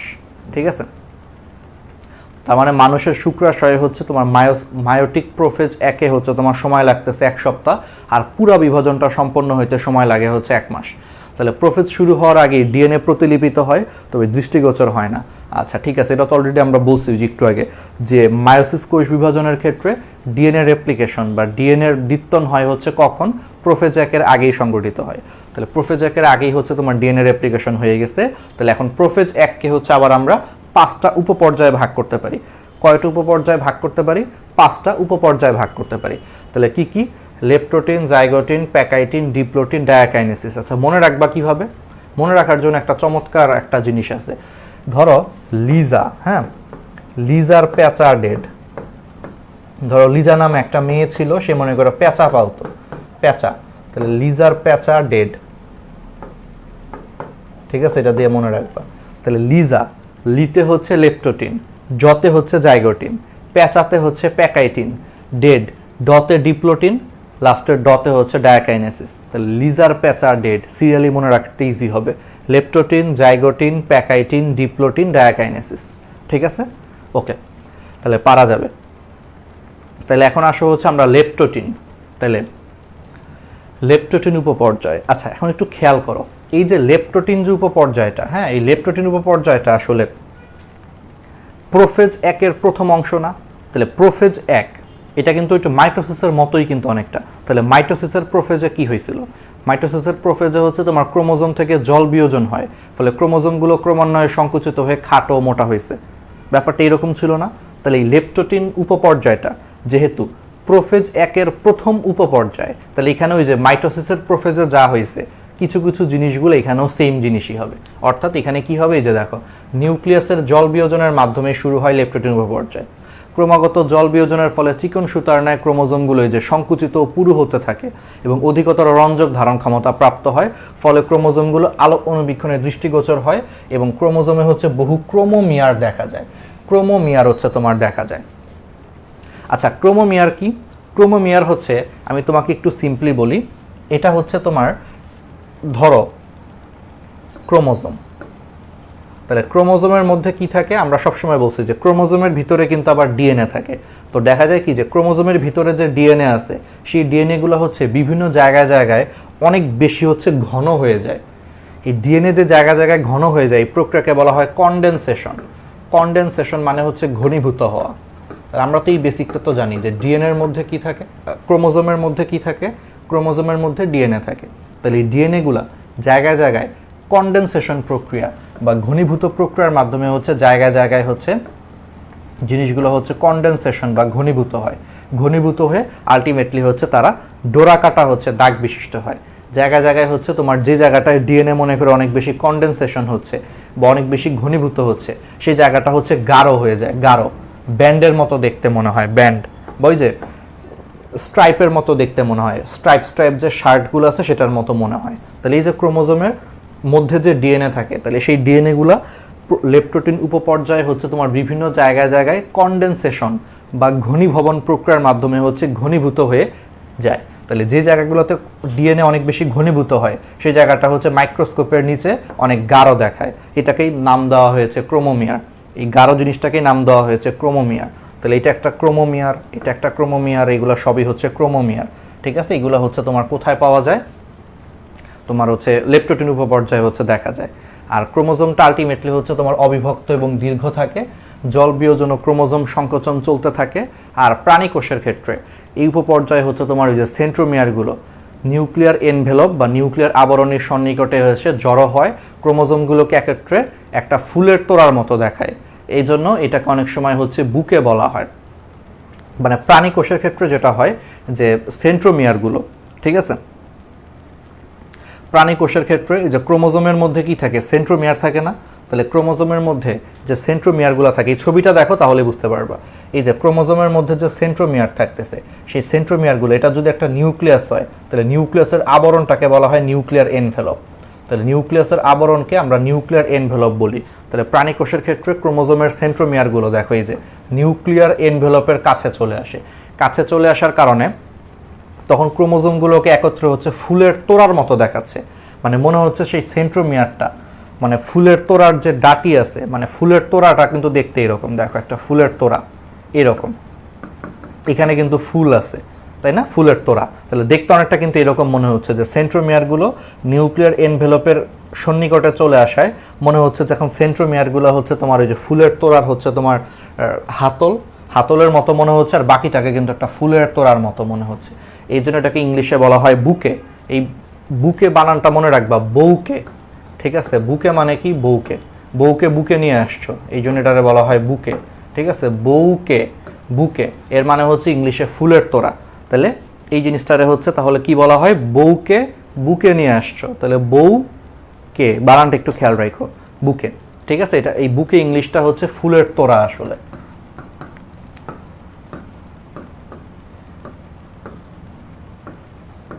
আর এই যে বিন্যাসটা হইলো, এই যে একটা নতুনভাবে যে সাজলো প্রাণী কোষে হচ্ছে ক্রোমোজোমের এই ধরনের বিন্যাসকে তখন বলা হয় পোলারাইজড বিন্যাস।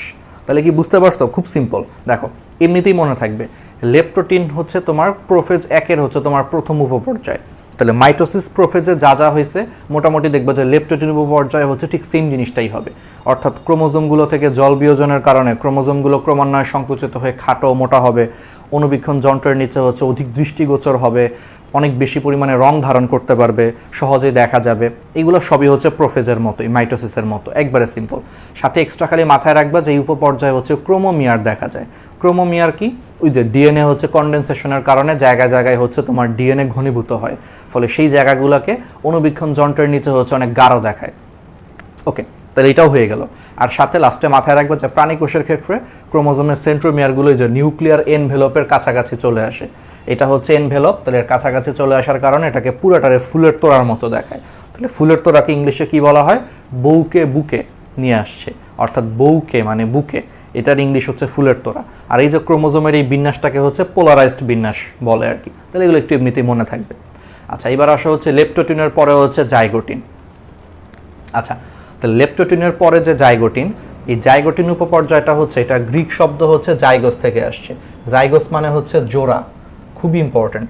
তাহলে জাইগোটিন উপপর্যায়টা এটা হচ্ছে গ্রিক শব্দ জাইগোস থেকে আসছে, জাইগোস মানে হচ্ছে জোড়া, তার মানে এই উপপর্যায় হচ্ছে তোমার হোমোলোগাস ক্রোমোজোমগুলো একটি জোড়ার সৃষ্টি করে বা জোড়ায় জোড়ায় থাকে, তার মানে জাইগোটিন উপপর্যায়ে হচ্ছে তোমার কি হয়, হোমোলোগাস ক্রোমোজোমগুলো হচ্ছে তোমার জোড়ায় জোড়ায় থাকতেছে বা একটি জোড়ার সৃষ্টি করে, এই জন্যই উপপর্যায়কে বলা হয় জাইগোটিন উপপর্যায়।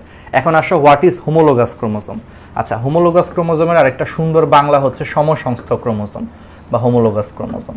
তাহলে সমসংস্থ বা হোমোলোগাস ক্রোমোজোম হচ্ছে এই যে মানুষের প্রত্যেকটা কোষ কি ডিপ্লয়েড না, তাহলে এই যে মানুষের প্রত্যেকটা কোষ হচ্ছে তোমার ডিপ্লয়েড, ঠিক আছে, তাহলে এই যে আমাদের প্রত্যেকটা কোষ ডিপ্লয়েড, তাহলে ডিপ্লয়েড কোষে আমরা তো সবসময় জানি যে ডিপ্লয়েড কোষে অর্থাৎ এখানে 2 সেট ক্রোমোজোম আছে, সেই 2 সেটের মধ্যে হচ্ছে তোমার এক সেট আসছে বাবার কাছ থেকে, এক সেট আসছে মায়ের কাছ থেকে। যেমন ধরো বাবার কাছ থেকে যে 23টা ক্রোমোজোম আসছে, সেই 23টা ক্রোমোজোম মনে করো এক সেট, আবার মায়ের কাছ থেকে যে 23টা ক্রোমোজোম আসছে, সেই 23টা ক্রোমোজোম মনে করো আরেক সেট, তাহলে টোটাল হচ্ছে এই 2 সেট ক্রোমোজোম, টোটাল এই 2 সেট ক্রোমোজোম হচ্ছে আমাদের কোষে আছে, এই জন্য আমরা হচ্ছে ডিপ্লয়েড। তাহলে এখন ধরো বাবার যেটা 1 নম্বর ক্রোমোজোম, তাহলে বাবার 1 নম্বর ক্রোমোজোমের সাথে দেখা গেছে যে মায়ের 1 নম্বর ক্রোমোজোমটা হচ্ছে তোমার এখন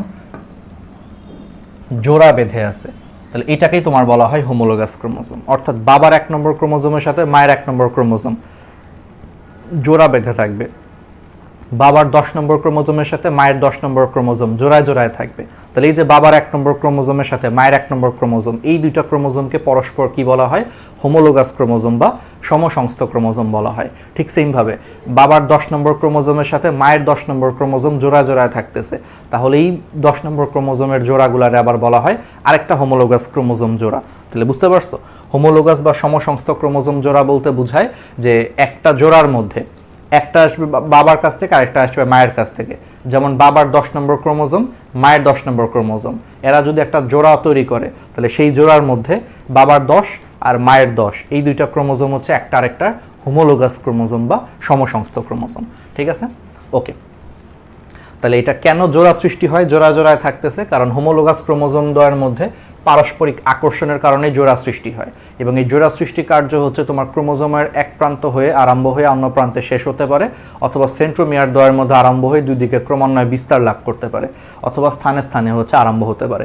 তার মানে সহজ কথা হচ্ছে এদের মধ্যে আকর্ষণ হয়, যে বাবার 1 নম্বর ক্রোমোজোম আর মায়ের 1 নম্বর ক্রোমোজোম হচ্ছে আকর্ষণ করতেছে, আকর্ষণের কারণে তারা কাছাকাছি চলে আসতেছে। ঠিক আছে, যেমন সখিনা যেমন তোমাকে আকর্ষণ করতেছে, সখিনার টানে যেমন তুমি মনে করো সখিনার কাছে চলে যাচ্ছ, ব্যাপারটা হচ্ছে এরকম। ঠিক আছে, ওকে। এখন আসো, দুটি হোমোলোগাস ক্রোমোজোমের মধ্যে জোড় সৃষ্টি হওয়াকে সিন্যাপসিস বলে, আর প্রতিটি জোড় বাঁধা ক্রোমোজোম জোড়াকে হচ্ছে বাইভ্যালেন্ট বলে। তাহলে খুবই খুবই খুবই ইম্পর্ট্যান্ট। তাহলে দুইটা হোমোলোগাস ক্রোমোজোমের মধ্যে জোড় সৃষ্টি হওয়াকে হচ্ছে সিন্যাপসিস বলে, মানে প্রক্রিয়াটাকে হচ্ছে সিন্যাপসিস বলে, আর প্রতিটি জোড় বাঁধা ক্রোমোজোম জোড়াকে বা যুগলকে বলা হয় বাইভ্যালেন্ট। মানে ব্যাপারটা এরকম,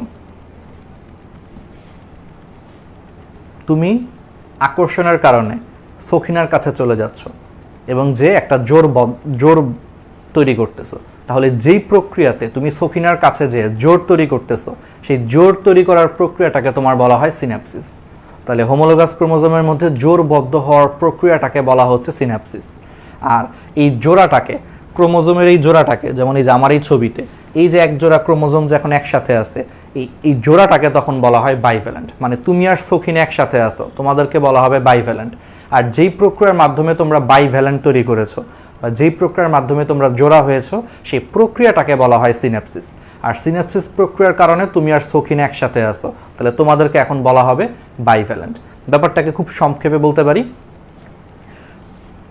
এইভাবে, যে সিন্যাপসিস হচ্ছে মনে করো বিয়ে করার প্রক্রিয়া, মানে যেই প্রক্রিয়ার মাধ্যমে একটা ছেলে মেয়ে একত্রে জোড়া বাঁধে, সেই প্রক্রিয়াটাকে আমরা বিবাহ বলতে পারি। তাহলে সিন্যাপসিস হচ্ছে বিবাহ। আর বিবাহের পরে ওই ছেলে মেয়েরে কি বলা হয়? পরস্পর কাপল বলা হয় বা হাজব্যান্ড ওয়াইফ বলা হয়। তাহলে এখানে হাজব্যান্ড ওয়াইফটা হচ্ছে আসলে বাইভ্যালেন্ট, মানে সেই দুইটা জোর বাঁধা ক্রোমোজোমকে আমরা বলতেছি হচ্ছে বাইভ্যালেন্ট। আর যেই প্রক্রিয়াতে তারা জোর বাঁধতেছে, সেই জোর বাঁধার প্রক্রিয়াকে বলতেছি হচ্ছে সিন্যাপসিস। আচ্ছা, তোমরা বলতে পারো যে ভাইয়া কেন এটা এত গুরুত্ব দিয়ে বলতেছে? কারণ এগুলো থেকে মেডিকেলে প্রশ্ন আসছে। একবার মেডিকেলে প্রশ্ন আসছে যে দুইটি হোমোলোগাস ক্রোমোজোম বা দুইটা সমসংস্থ ক্রোমোজোমের মধ্যে জোরবদ্ধ হওয়ার প্রক্রিয়াকে কি বলে? ঝটপট কমেন্টে লেখো তাহলে, যে দুইটা হোমোলোগাস ক্রোমোজোম এর মধ্যে জোরবদ্ধ হওয়ার প্রক্রিয়াকে কি বলে? সরাসরি মেডিকেলে আসছে, অনেকে এগুলো প্যাচ লাগায় ফেলছে, সিন্যাপসিস আর বাইভ্যালেন্টের মধ্যে প্যাচ লাগায় ফেলে, ভুল করে এগুলো স্টুডেন্টরা। আমরা তো আসলে অনেক বছর ধরে পড়াচ্ছি, সো আমরা এগুলো কিন্তু অনেক ভালো জানি যে তোমরা কোন জায়গাগুলোতে ভুল করো। দুঃখজনক হচ্ছে যে এই জায়গাটা তো অনেক স্টুডেন্ট আমি নিজে দেখছি লাইফে ভুল করতে। এই জন্য বারবার তোমাদেরকে মনে করা দেয় যে সিন্যাপসিস হচ্ছে প্রক্রিয়াটা, আর সিন্যাপসিস প্রক্রিয়াতে দুইটা মানুষ যখন কাছে চলে আসে, সেই জোড়াটাকে আমরা বলতেছি হচ্ছে বাইভ্যালেন্ট। এখানে মানুষের জায়গায় ক্রোমোজোম বসায় আনিস আর কি। ঠিক আছে, তোরা হচ্ছে এখানে ক্রোমোজোম বসায় আনিস আর কি মানুষের জায়গায়। যাই হোক, তাহলে পারা যাবে, এটা মেডিকেলের প্রশ্ন, যে তাহলে দুইটা হোমোলোগাস ক্রোমোজোম বা সমসংস্থ ক্রোমোজোমের মধ্যে জোরবদ্ধ হওয়ার প্রক্রিয়াকে কি বলা হয়? তাহলে তোমরা একটু কমেন্টে জানাও। ওকে, ঠিক আছে, আমরা একটু দেখি।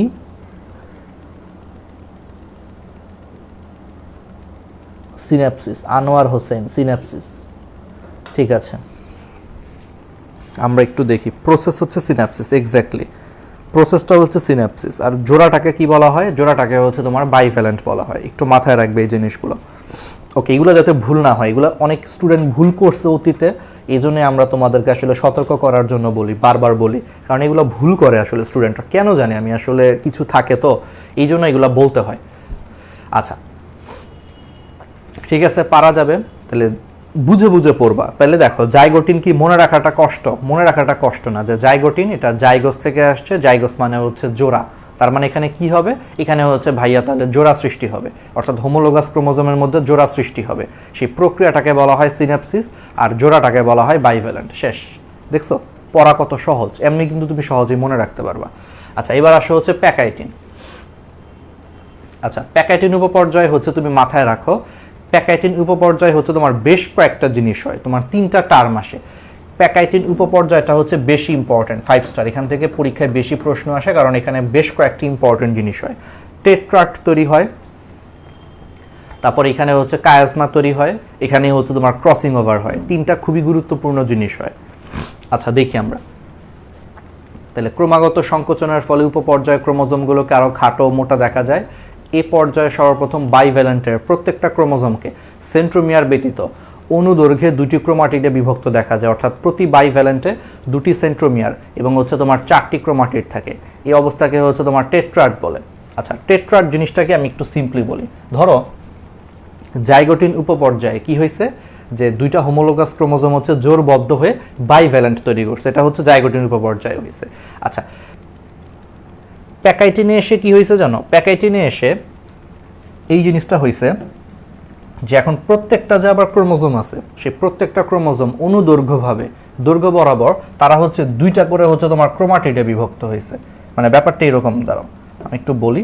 আগে তো এরকম জোরবদ্ধ ছিল, আগে তো জিনিসটা এরকম জোরবদ্ধ ছিল, এখনো জোরবদ্ধই আছে, কিন্তু এখন পার্থক্যটা হচ্ছে এখন জিনিসটা এরকম হয়ে গেছে যে প্রত্যেকটা ক্রোমোজোম আবার অনুদৈর্ঘ্যভাবে দুইটা করে হচ্ছে তোমার ক্রোমাটিডে বিভক্ত হয়ে গেছে।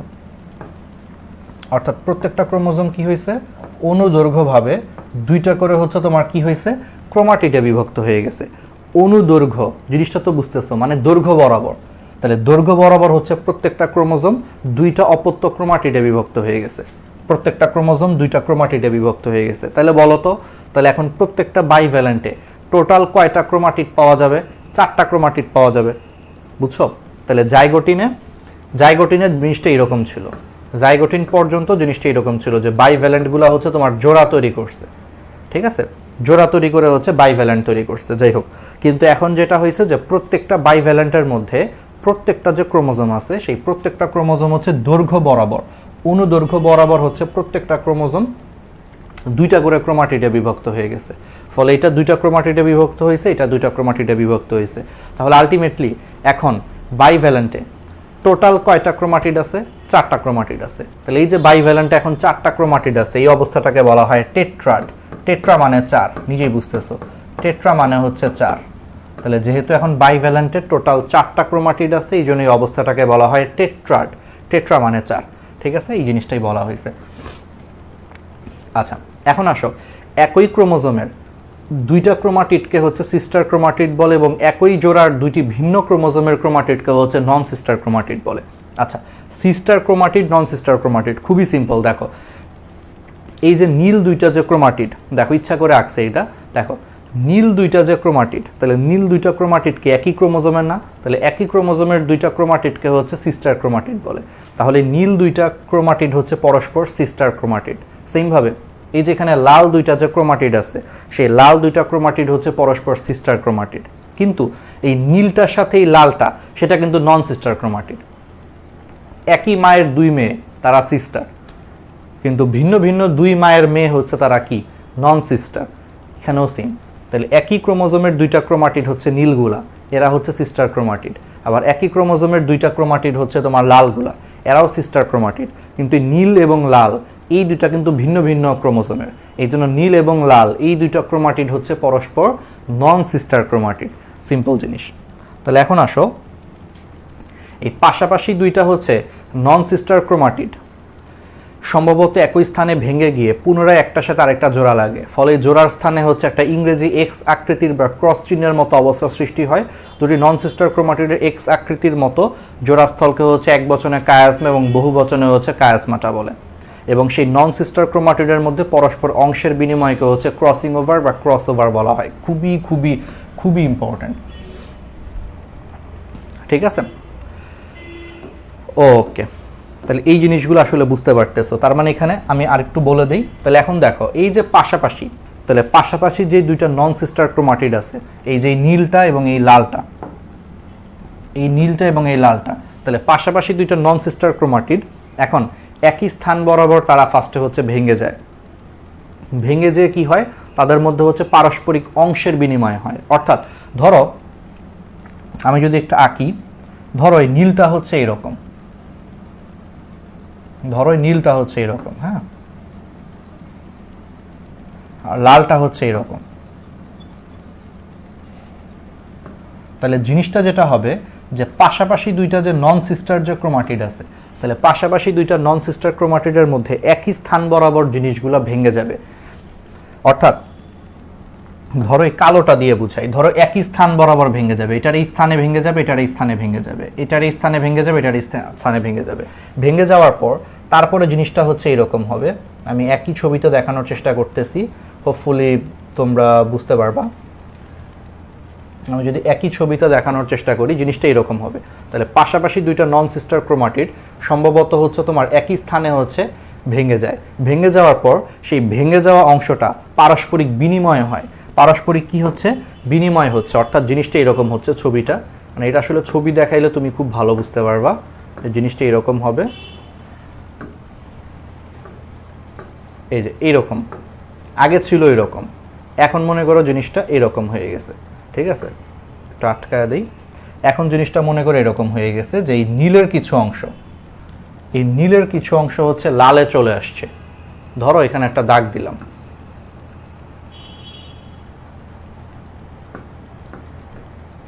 ধরো এরকম, হ্যাঁ। আর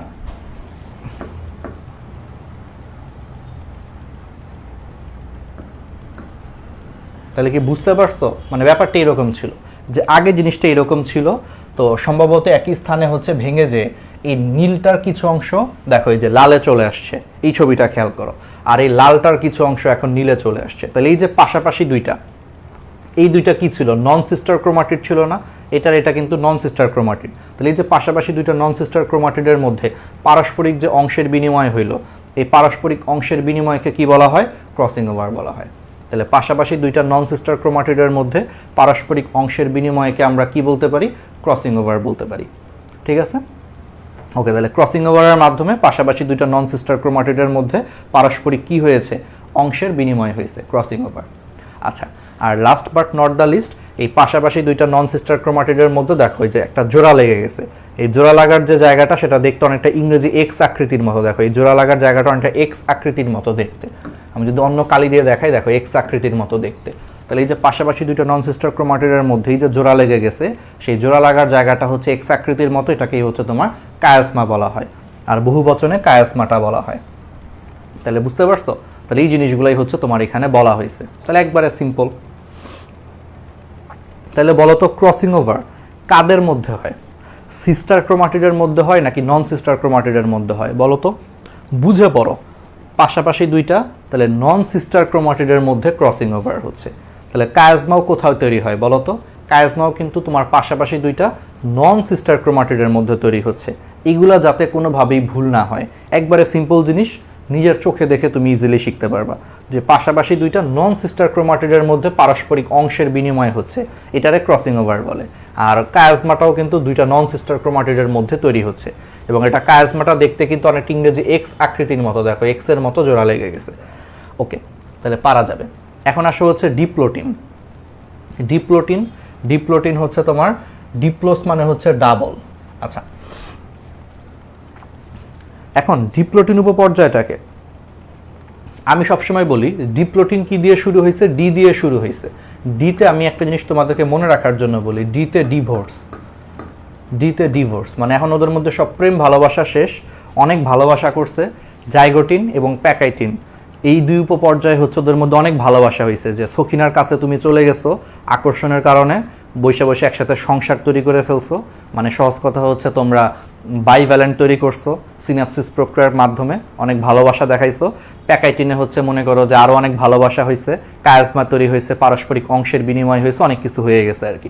কিন্তু এখন ডিপ্লোটিনে মাথায় রাখবা ডি মানে হচ্ছে ডিভোর্স। তাহলে মনে থাকবে যে এখন ডিভোর্সের পালা, ভালোবাসা শেষ, এখন হচ্ছে একজন আরেকজনের মধ্যে ছাড়াছাড়ি শুরু হয়ে যাবে, ডিভোর্সের ব্যাপার আসতেছে।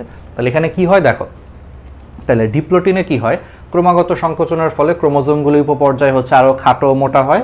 তারপরে বাইভ্যালেন্টের ক্রোমোজোম দ্বয়ের মধ্যে পারস্পরিক বিকর্ষণ শুরু হয়। ঠিক আছে, তাহলে পারস্পরিক কি শুরু হয়? পারস্পরিক হচ্ছে তোমার বিকর্ষণ শুরু হয়। তাহলে পারস্পরিক হচ্ছে তোমার বিকর্ষণ শুরু হয়, ফলে যে দেখো ডিভোর্স দেওয়া স্টার্ট হয়ে গেছে। পারস্পরিক বিকর্ষণ হচ্ছে, ফলে এরা হচ্ছে তোমার এখন বিপরীত দিকে সরে যেতে চেষ্টা করে, কিন্তু কায়াসমাটার স্থানে বাধাপ্রাপ্ত হয়। এই বিকর্ষণ একই সঙ্গে কয়েক স্থানে শুরু হতে পারে, তবে সাধারণত দুটো ক্রোমোজোমের সেন্ট্রোমিয়ার দ্বয়ের মধ্যেই প্রথম এবং ব্যাপকভাবে হচ্ছে বিকর্ষণ শুরু হয়। আর বিকর্ষণের ফলে দুটা কায়াসমাটার মধ্যবর্তী অংশে হচ্ছে তোমার লুপের সৃষ্টি হয়। কায়াজমাগুলো স্পষ্ট হয়ে ক্রমান্বয়ে হচ্ছে প্রান্তের দিকে সরে যেতে থাকে। কায়াজমার প্রান্তের দিকে সরে যাওয়াকে হচ্ছে প্রান্তীয়করণ বা টার্মিনালাইজেশন বলে। দুই বা ততোধিক বাহু পরস্পর আবর্তনের ফলে পাশাপাশি লুপ 90 ডিগ্রি কোণ করে অবস্থান করে, আর একটি মাত্র কায়াজমা থাকলে হচ্ছে এটি 180 ডিগ্রি হতে পারে। আচ্ছা দেখো, এই জিনিসটা আমি তোমাদেরকে এখন বলি। দেখো ডতে কি, ডতে হচ্ছে, দাঁড়াও একটু দাঁড়াও, হ্যাঁ, কোথাও কি বৃষ্টি হচ্ছে নাকি? আর এখানেও দেখলাম আবহাওয়া বেশ কেমন জানি হয়ে গেছে, ঢাকায় আবহাওয়া আসলেই। আচ্ছা, তো জিনিসটা আমি যেটা বলতে চাচ্ছি যে ডতে হচ্ছে তোমার ডিপ্লোটিন, মানে তুমি মনে রাখবা ডতে হচ্ছে ডিভোর্স, তার মানে এখন ওদের মধ্যে সব ভালোবাসা শেষ, এখন ডিভোর্স শুরু হবে। তাহলে কেমনে ডিভোর্স দিবে? দেখো জিনিসটা হচ্ছে, এটা ছিল আমার প্যাকেটিন পর্যন্ত, প্যাকেটিন পর্যন্ত হচ্ছে এই অবস্থা ছিল। এখন ডিপ্লোটিনে কি হবে? ডিপ্লোটিনে ওদের মধ্যে ডিভোর্স দেওয়া শুরু হয়েছে, মানে ওদের মধ্যে বিকর্ষণ শুরু হয়েছে। তো বিকর্ষণ শুরু হওয়ার কারণে ক্রোমোজোমগুলো কি করবে বলো তো? বিকর্ষণ শুরু হওয়ার কারণে ক্রোমোজোমগুলো কিন্তু এখন একটা থেকে আরেকটা দূরে সরে যাবে, দূরে সরে যাবে। ধরো এই যে দুইটা ক্রোমোজোম একটা থেকে আরেকটা কি হবে? দূরে সরে যাবে। কিন্তু তারা কি চাইলেই দূরে সরে যেতে পারবে? আগে এত প্রেম ভালোবাসা করছে, এখন কি চাইলেই দূরে সরে যেতে পারবে? না। কেন পারবে না? কারণ এই যে কায়াজমা, এই যে কায়াজমার জায়গায় তাদের যে বাধা ছিল, তারা তো কায়াজমার মাধ্যমে তারা একটার সাথে আরেকটা হচ্ছে জোড়া লেগে আছে। তাহলে কায়াজমার জায়গাটায় তারা একটার সাথে আরেকটা জোড়া লেগে থাকার কারণে এই জায়গাটার কারণে তারা পরস্পর থেকে আলাদা হতে পারতেছে না। তাহলে এদের মধ্যে বিকর্ষণ শুরু হয়েছে। বিকর্ষণটা নর্মালি হচ্ছে তোমার সেন্ট্রোমিয়ারের মাঝখানে শুরু হয়। তাহলে পাশাপাশি দুইটা হোমোলোগাস ক্রোমোজোমের যে সেন্ট্রোমিয়ার আছে, সেই সেন্ট্রোমিয়ার দ্বয়ের মধ্যে হচ্ছে বিকর্ষণটা শুরু হয়। তো বিকর্ষণের কারণে তারা পরস্পর থেকে দূরে সরে যেতে থাকে। কিন্তু দূরে সরে যেতে যেতে তারা কোথায় বাধাপ্রাপ্ত হয়? কারণ তারা কায়াজমা দিয়ে পরস্পরের সাথে আটকানো আছে, ফলে তারা কায়াজমাটার জায়গাটায় হচ্ছে কি হচ্ছে? বাধাপ্রাপ্ত হচ্ছে। তাহলে এই যে এদের মধ্যে বিকর্ষণের কারণে তারা পরস্পর থেকে দূরে সরে যেতে যেতে কায়াজমার জায়গায় বাধাপ্রাপ্ত হওয়ার কারণে এদের মাঝখানে একটা ফাঁকা জায়গা তৈরি হয়। এই ফাঁকা জায়গাটাকে বলা হয় লুপ। অর্থাৎ এদের মাঝখানে তখন কি তৈরি হয়ে যাচ্ছে? একটা এরকম ফাঁকা জায়গা বা একটা লুপ তৈরি হয়ে যাচ্ছে। শেষ, লুপ তৈরি হয়। মানে দেখছো ঝামেলা, বেশি প্রেম ভালোবাসা কইরা ফেলছে, বেশি প্রেম ভালোবাসা কইরা বন্ধন কইরা ফেলছে, এখন আর ছাড়তেও পারতেছে না। ডিভোর্স দিবে সেটাও সহজে দিতে পারতেছে না। কায়াজমার জায়গাটায় তারা কি হচ্ছে? বাধাপ্রাপ্ত হচ্ছে। এবং এই যে পরস্পর থেকে দূরে সরে যাওয়ার কারণে মাঝখানে একটা ফাঁকা জায়গা তৈরি হয়েছে, এটাকে বলা হয় লুপ তৈরি হওয়া। ওকে, এখন জিনিসটা এরকম হইলো, তাহলে লুপ তৈরি হয়ে গেল। আচ্ছা, এখন কায়াজমাটা কিন্তু একটা কাহিনী হয়েছে। বিকর্ষণের কারণে এরা যখন পরস্পর থেকে দূরে সরে গেছে, তখন কায়াজমাটা আস্তে আস্তে হচ্ছে প্রান্তের দিকে সরে গেছে বা বাইরের দিকে সরে গেছে। তাহলে কায়াজমার এরকম প্রান্তের দিকে সরে যাওয়াটাকে বলা হয় প্রান্তীয়করণ বা টার্মিনালাইজেশন। আচ্ছা, প্রান্তীয়করণ বা টার্মিনালাইজেশন জিনিসটা কি? সহজে হচ্ছে বোঝার জন্য তোমরা হচ্ছে আমার হাতের দিকে তাকাও, এটা আসলে একটু প্র্যাকটিক্যালি বুঝাইতে হবে। ধরো আমার এই মানে এটা হচ্ছে একটা ক্রোমোজোম, এই জিনিসটা হচ্ছে আরেকটা ক্রোমোজোম। তাহলে আগে এদের মধ্যে অনেক ভালোবাসা ছিল, একটার গা একটা মনে করে এরকম লেপ্টে ছিল। ওই দেখো না রিক্সায় হচ্ছে একটা বয়ফ্রেন্ড গার্লফ্রেন্ড মনে হয় ভালোবাসা উতলায় পড়ছে, একটার গায়ে আর একটা হচ্ছে লেপটি করে রিক্সার মধ্যে অবস্থান করতেছে। আবার বিশেষ করে বৃষ্টির দিনে তো মনে করো অবস্থা আরও খারাপ। যাই হোক, এরকম অবস্থা যাদের মধ্যে প্রচন্ড ভালোবাসা, একটার গায়ে মনে করো আরেকটা লেপটি করতেছে, লেগে আছে। দেখো এই যে একবার একটার সাথে আরেকটা লেগে আছে। একটু পরে এদের মধ্যে কি হইলো? দেখো বিকর্ষণ হচ্ছে। বিকর্ষণের কারণে এখন একটা থেকে আরেকটা আস্তে আস্তে দূরে সরে যাবে। দেখো আমার হাতের দিকে তাকাও, একটা থেকে আরেকটা দূরে সরে যাবে। সো যখন একটার গায়ে একটা মনে করো একবারে লেপটি করেছিল, তখন দেখো খেয়াল করো, তখন কিন্তু কায়াজমাটা কিন্তু অনেক ভিতরের দিকে ছিল। খেয়াল করো, তখন কিন্তু কায়াজমাটা অনেক ভিতরের দিকে ছিল। কিন্তু এখন দেখো যত বিকর্ষণ শুরু হয়েছে, খেয়াল করো তো আস্তে আস্তে কায়াজমাগুলা কিন্তু আঙ্গুলের মাথায় চলে যাচ্ছে, তাই না? কায়াজমাটা দেখো আগেই জায়গায় ছিল কায়াজমা, আগে কিন্তু কত ভিতরের দিকে ছিল কায়াজমা। কিন্তু যখন এদের মধ্যে বিকর্ষণ শুরু হয়েছে, পরস্পর থেকে দূরে সরে যাওয়ার কারণে দেখো কায়াজমাগুলা কিন্তু এখন আঙ্গুলের মাথায় চলে যাচ্ছে। তাহলে এই যে কায়াজমাগুলা ভিতর থেকে আগে মনে করে এই জায়গায় ছিল, আগে জিনিসটা এরকম ছিল। যদি ভালো মতো বুঝাই, যে লেপটি করেছিল আগে, ধরো এই জায়গায় কায়াজমা ছিল, আর এখন বিকর্ষণের কারণে কায়াজমাগুলো এই জায়গা থেকে একবারে প্রান্তের দিকে চলে যাচ্ছে। তাহলে এই কায়াজমাটা এইভাবে প্রান্তের দিকে চলে যাওয়াটাকে বলা হয় প্রান্তীয়করণ বা টার্মিনালাইজেশন। বুঝতে পারছো? তাহলে আগে জিনিসটা এই জায়গায় কায়াজমা ছিল, এখন আস্তে আস্তে দেখো বিকর্ষণের কারণে এই জায়গা থেকে কায়াজমা এই জায়গায় চলে গেছে, প্রান্তের দিকে চলে গেছে। তাহলে কায়াজমার এরকম প্রান্তের দিকে চলে যাওয়াটাকে বলা হয় প্রান্তীয়করণ বা টার্মিনালাইজেশন। ঠিক আছে? আচ্ছা, আর যদি দুইটা কায়াজমা থাকে তাহলে বলো তো লুপের মধ্যবর্তী কোণ কত হতে পারে?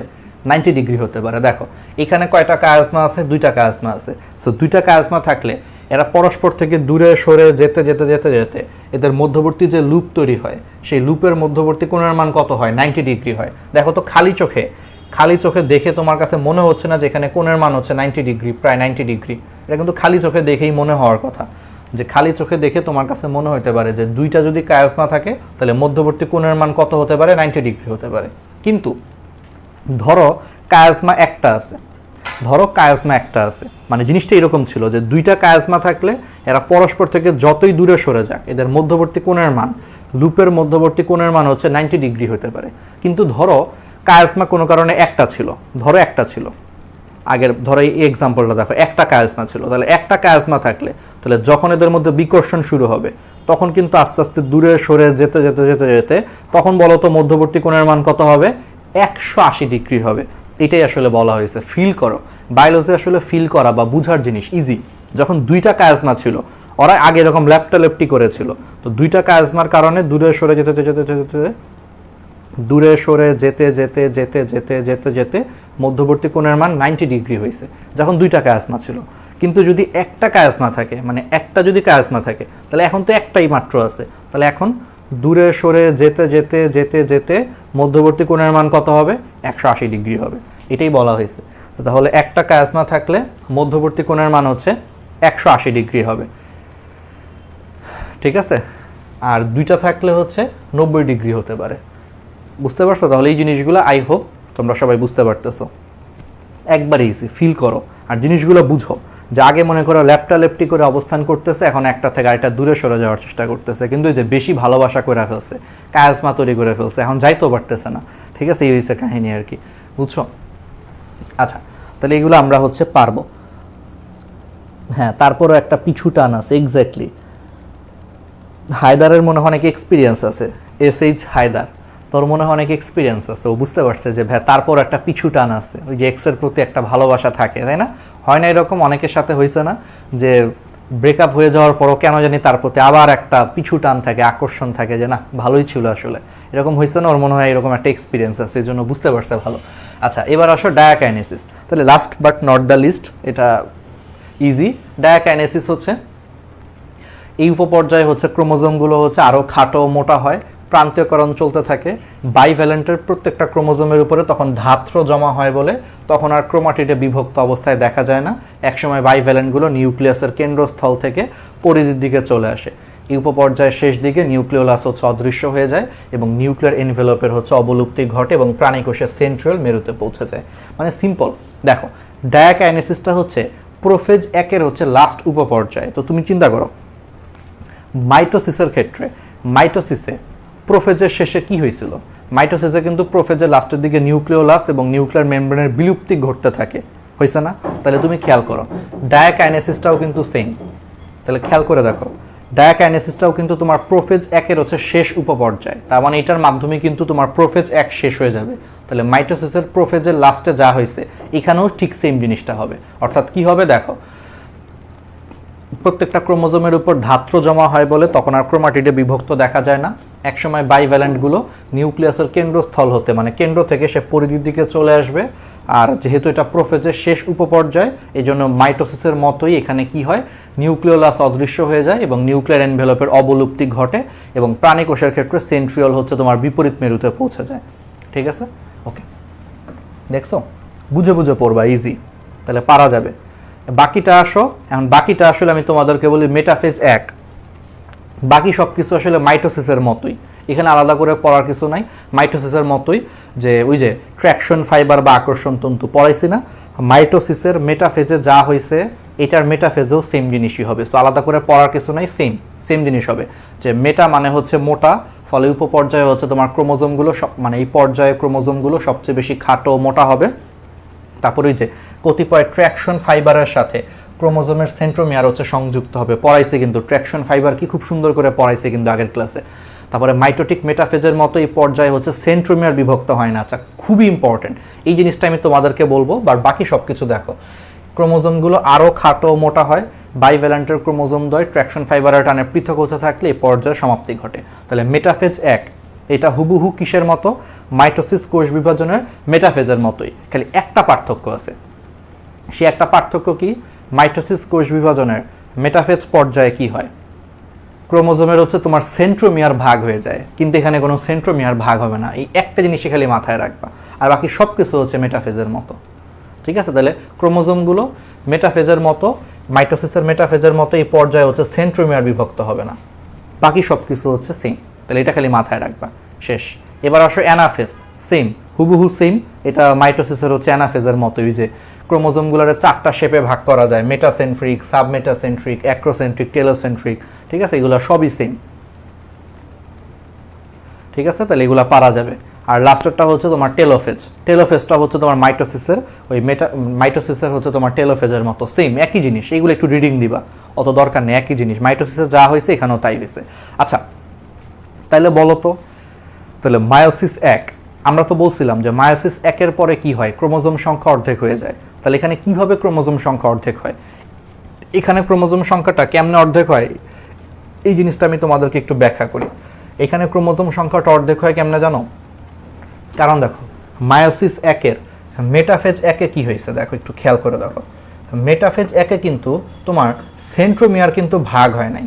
খেয়াল করে দেখো, মায়োসিস 1-এর যে মেটাফেজ 1 ছিল, সেই মেটাফেজ 1-এ কিন্তু তুমি খেয়াল করে দেখবা সেন্ট্রোমিয়ারটা কিন্তু ভাগ হয় নাই। সো সেন্ট্রোমিয়ার ভাগ না হওয়াতে আলটিমেটলি কিন্তু একটা ক্রোমোজোম থেকে 2টা ক্রোমোজোম হয় নাই, ফলে ক্রোমোজোম ডাবল হয় নাই, কিন্তু নিউক্লিয়াস কিন্তু ডাবল হয়ে গেছে। দেখো, মায়োসিস 1-এ একটা নিউক্লিয়াস থেকে 2টা নিউক্লিয়াস হয়ে গেছে, তাহলে নিউক্লিয়াস ডাবল হয়ে গেছে। কিন্তু মায়োসিস 1-এর যে মেটাফেজ 1, সেই মেটাফেজ 1-এ সেন্ট্রোমিয়ার বিভক্ত না হওয়ার কারণে একটা ক্রোমোজোম কিন্তু ডাবল হয়ে 2টা ক্রোমোজোম হয় নাই। তার মানে ক্রোমোজোম কিন্তু ডাবল হইতে পারে নাই, কিন্তু নিউক্লিয়াস ডাবল হয়ে গেছে। এই জন্য আলটিমেটলি তোমার ক্রোমোজোম সংখ্যা অর্ধেক হয়ে গেছে। মানে ধরো ক্রোমোজোম ছিল আগে মনে করো তোমার 2টা,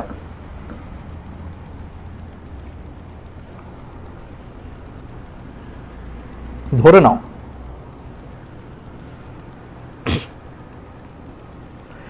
নাও যে তোমার ক্রোমোজোম ছিল 2টা। 1 মিনিট।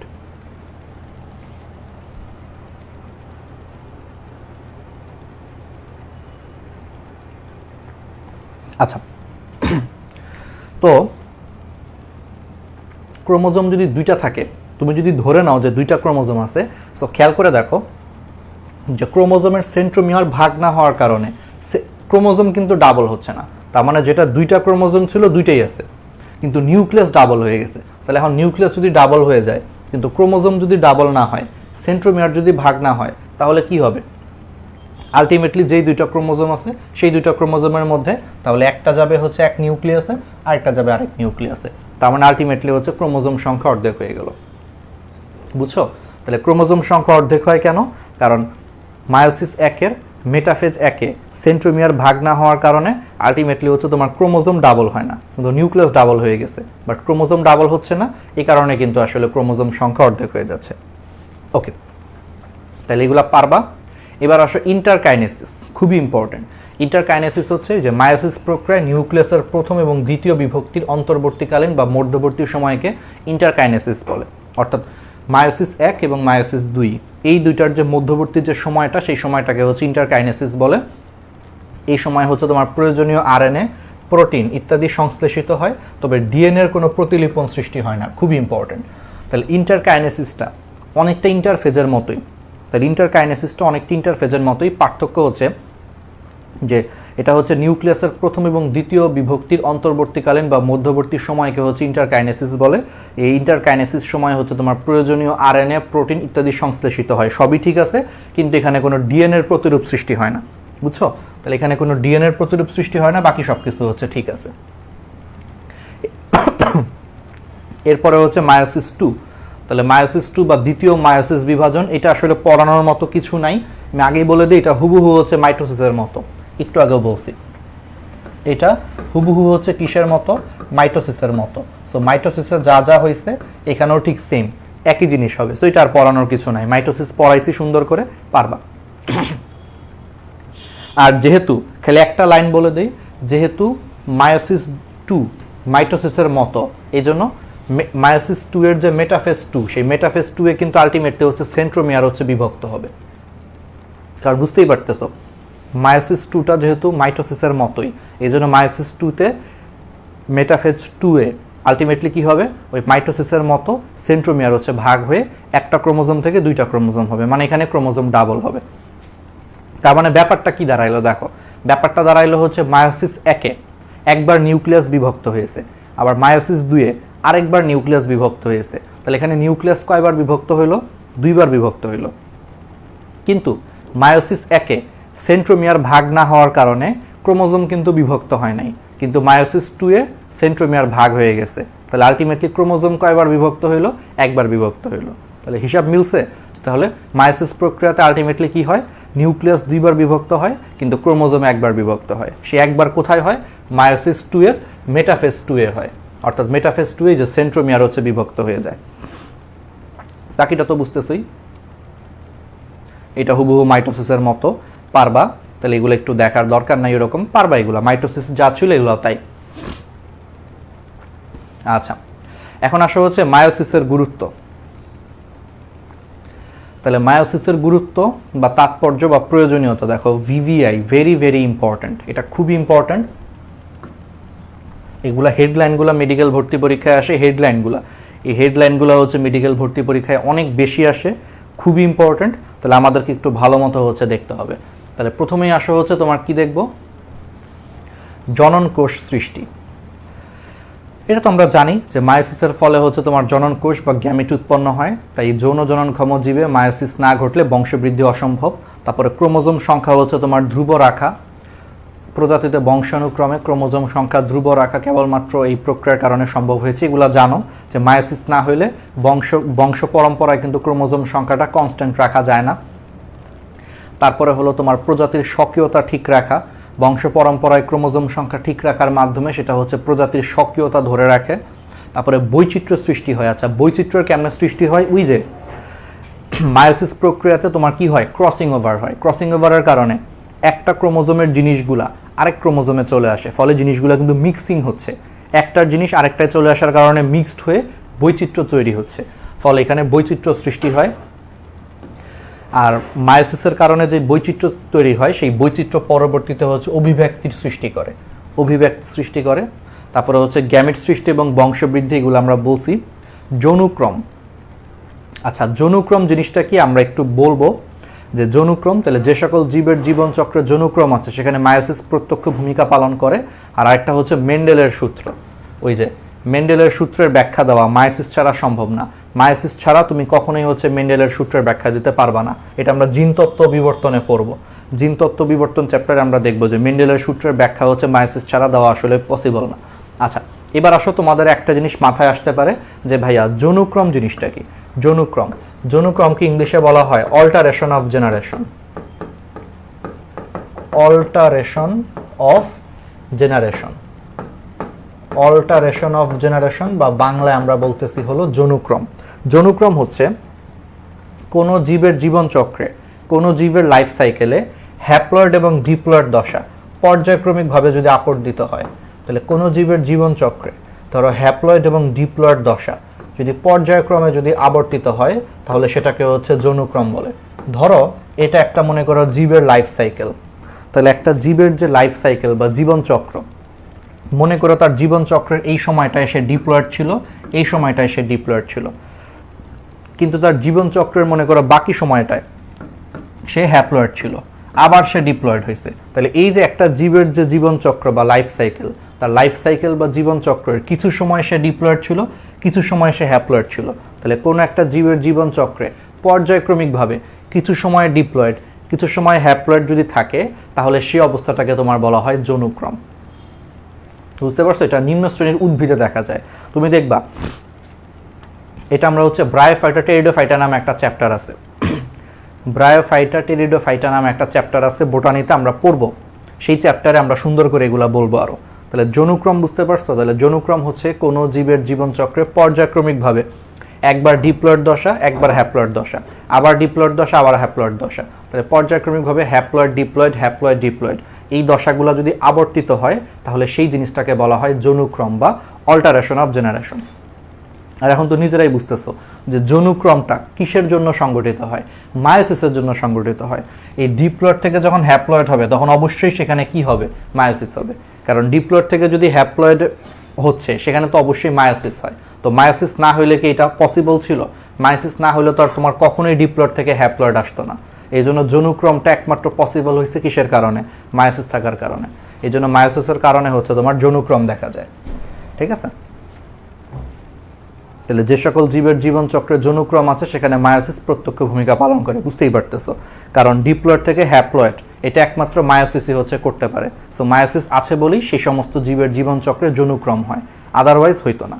আচ্ছা, তাহলে তোমাদেরকে এখন একটা প্রশ্ন করি, মানুষের জীবন চক্রে কি যৌনুক্রম আছে? একটু কমেন্টে জানাও যে মানুষের জীবন চক্রে তাহলে তোমার মতে যৌনুক্রম আছে কিনা। আচ্ছা, তাহলে এই হেডলাইনগুলো খুবই ইম্পর্টেন্ট। এখন আসলে এই হেডলাইনগুলো মনে রাখাটা একটু ঝামেলা। তাহলে এটা কেমনে মনে রাখবো? এটার জন্য একটা চমৎকার একটা ছন্দ আছে, মনে রাখবা। গাঁজা খাওয়া কোনো সমস্যা না, অনেকেই আমরা কিন্তু গাঁজা খাই, তাই না? অনেক স্টুডেন্ট আছে না যে অনেকেই কিন্তু গাঁজা, দেখবা যে অনেকে তোমাদের ফ্রেন্ড সার্কেলের মধ্যে অনেকেই দেখবা গাঁজা খাইতেছে। তাহলে একটা জিনিস মাথায় রাখবা যে গাঁজা খাওয়াটায় সমস্যা নাই, কিন্তু গাঁজা মাপা হচ্ছে অবৈধ। ঠিক আছে, এগুলা ফান করে আর কি নেমনিকগুলা, যে গাঁজা মাপা অবৈধ। ঠিক আছে, তাহলে গাঁজা মাপা অবৈধ।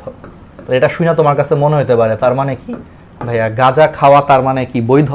আচ্ছা, এটা কিন্তু আমরা বলি না আসলে, বাট মাথায় রাখবা গাঁজা খাওয়ার থেকে গাঁজা মাপা হচ্ছে অবৈধ।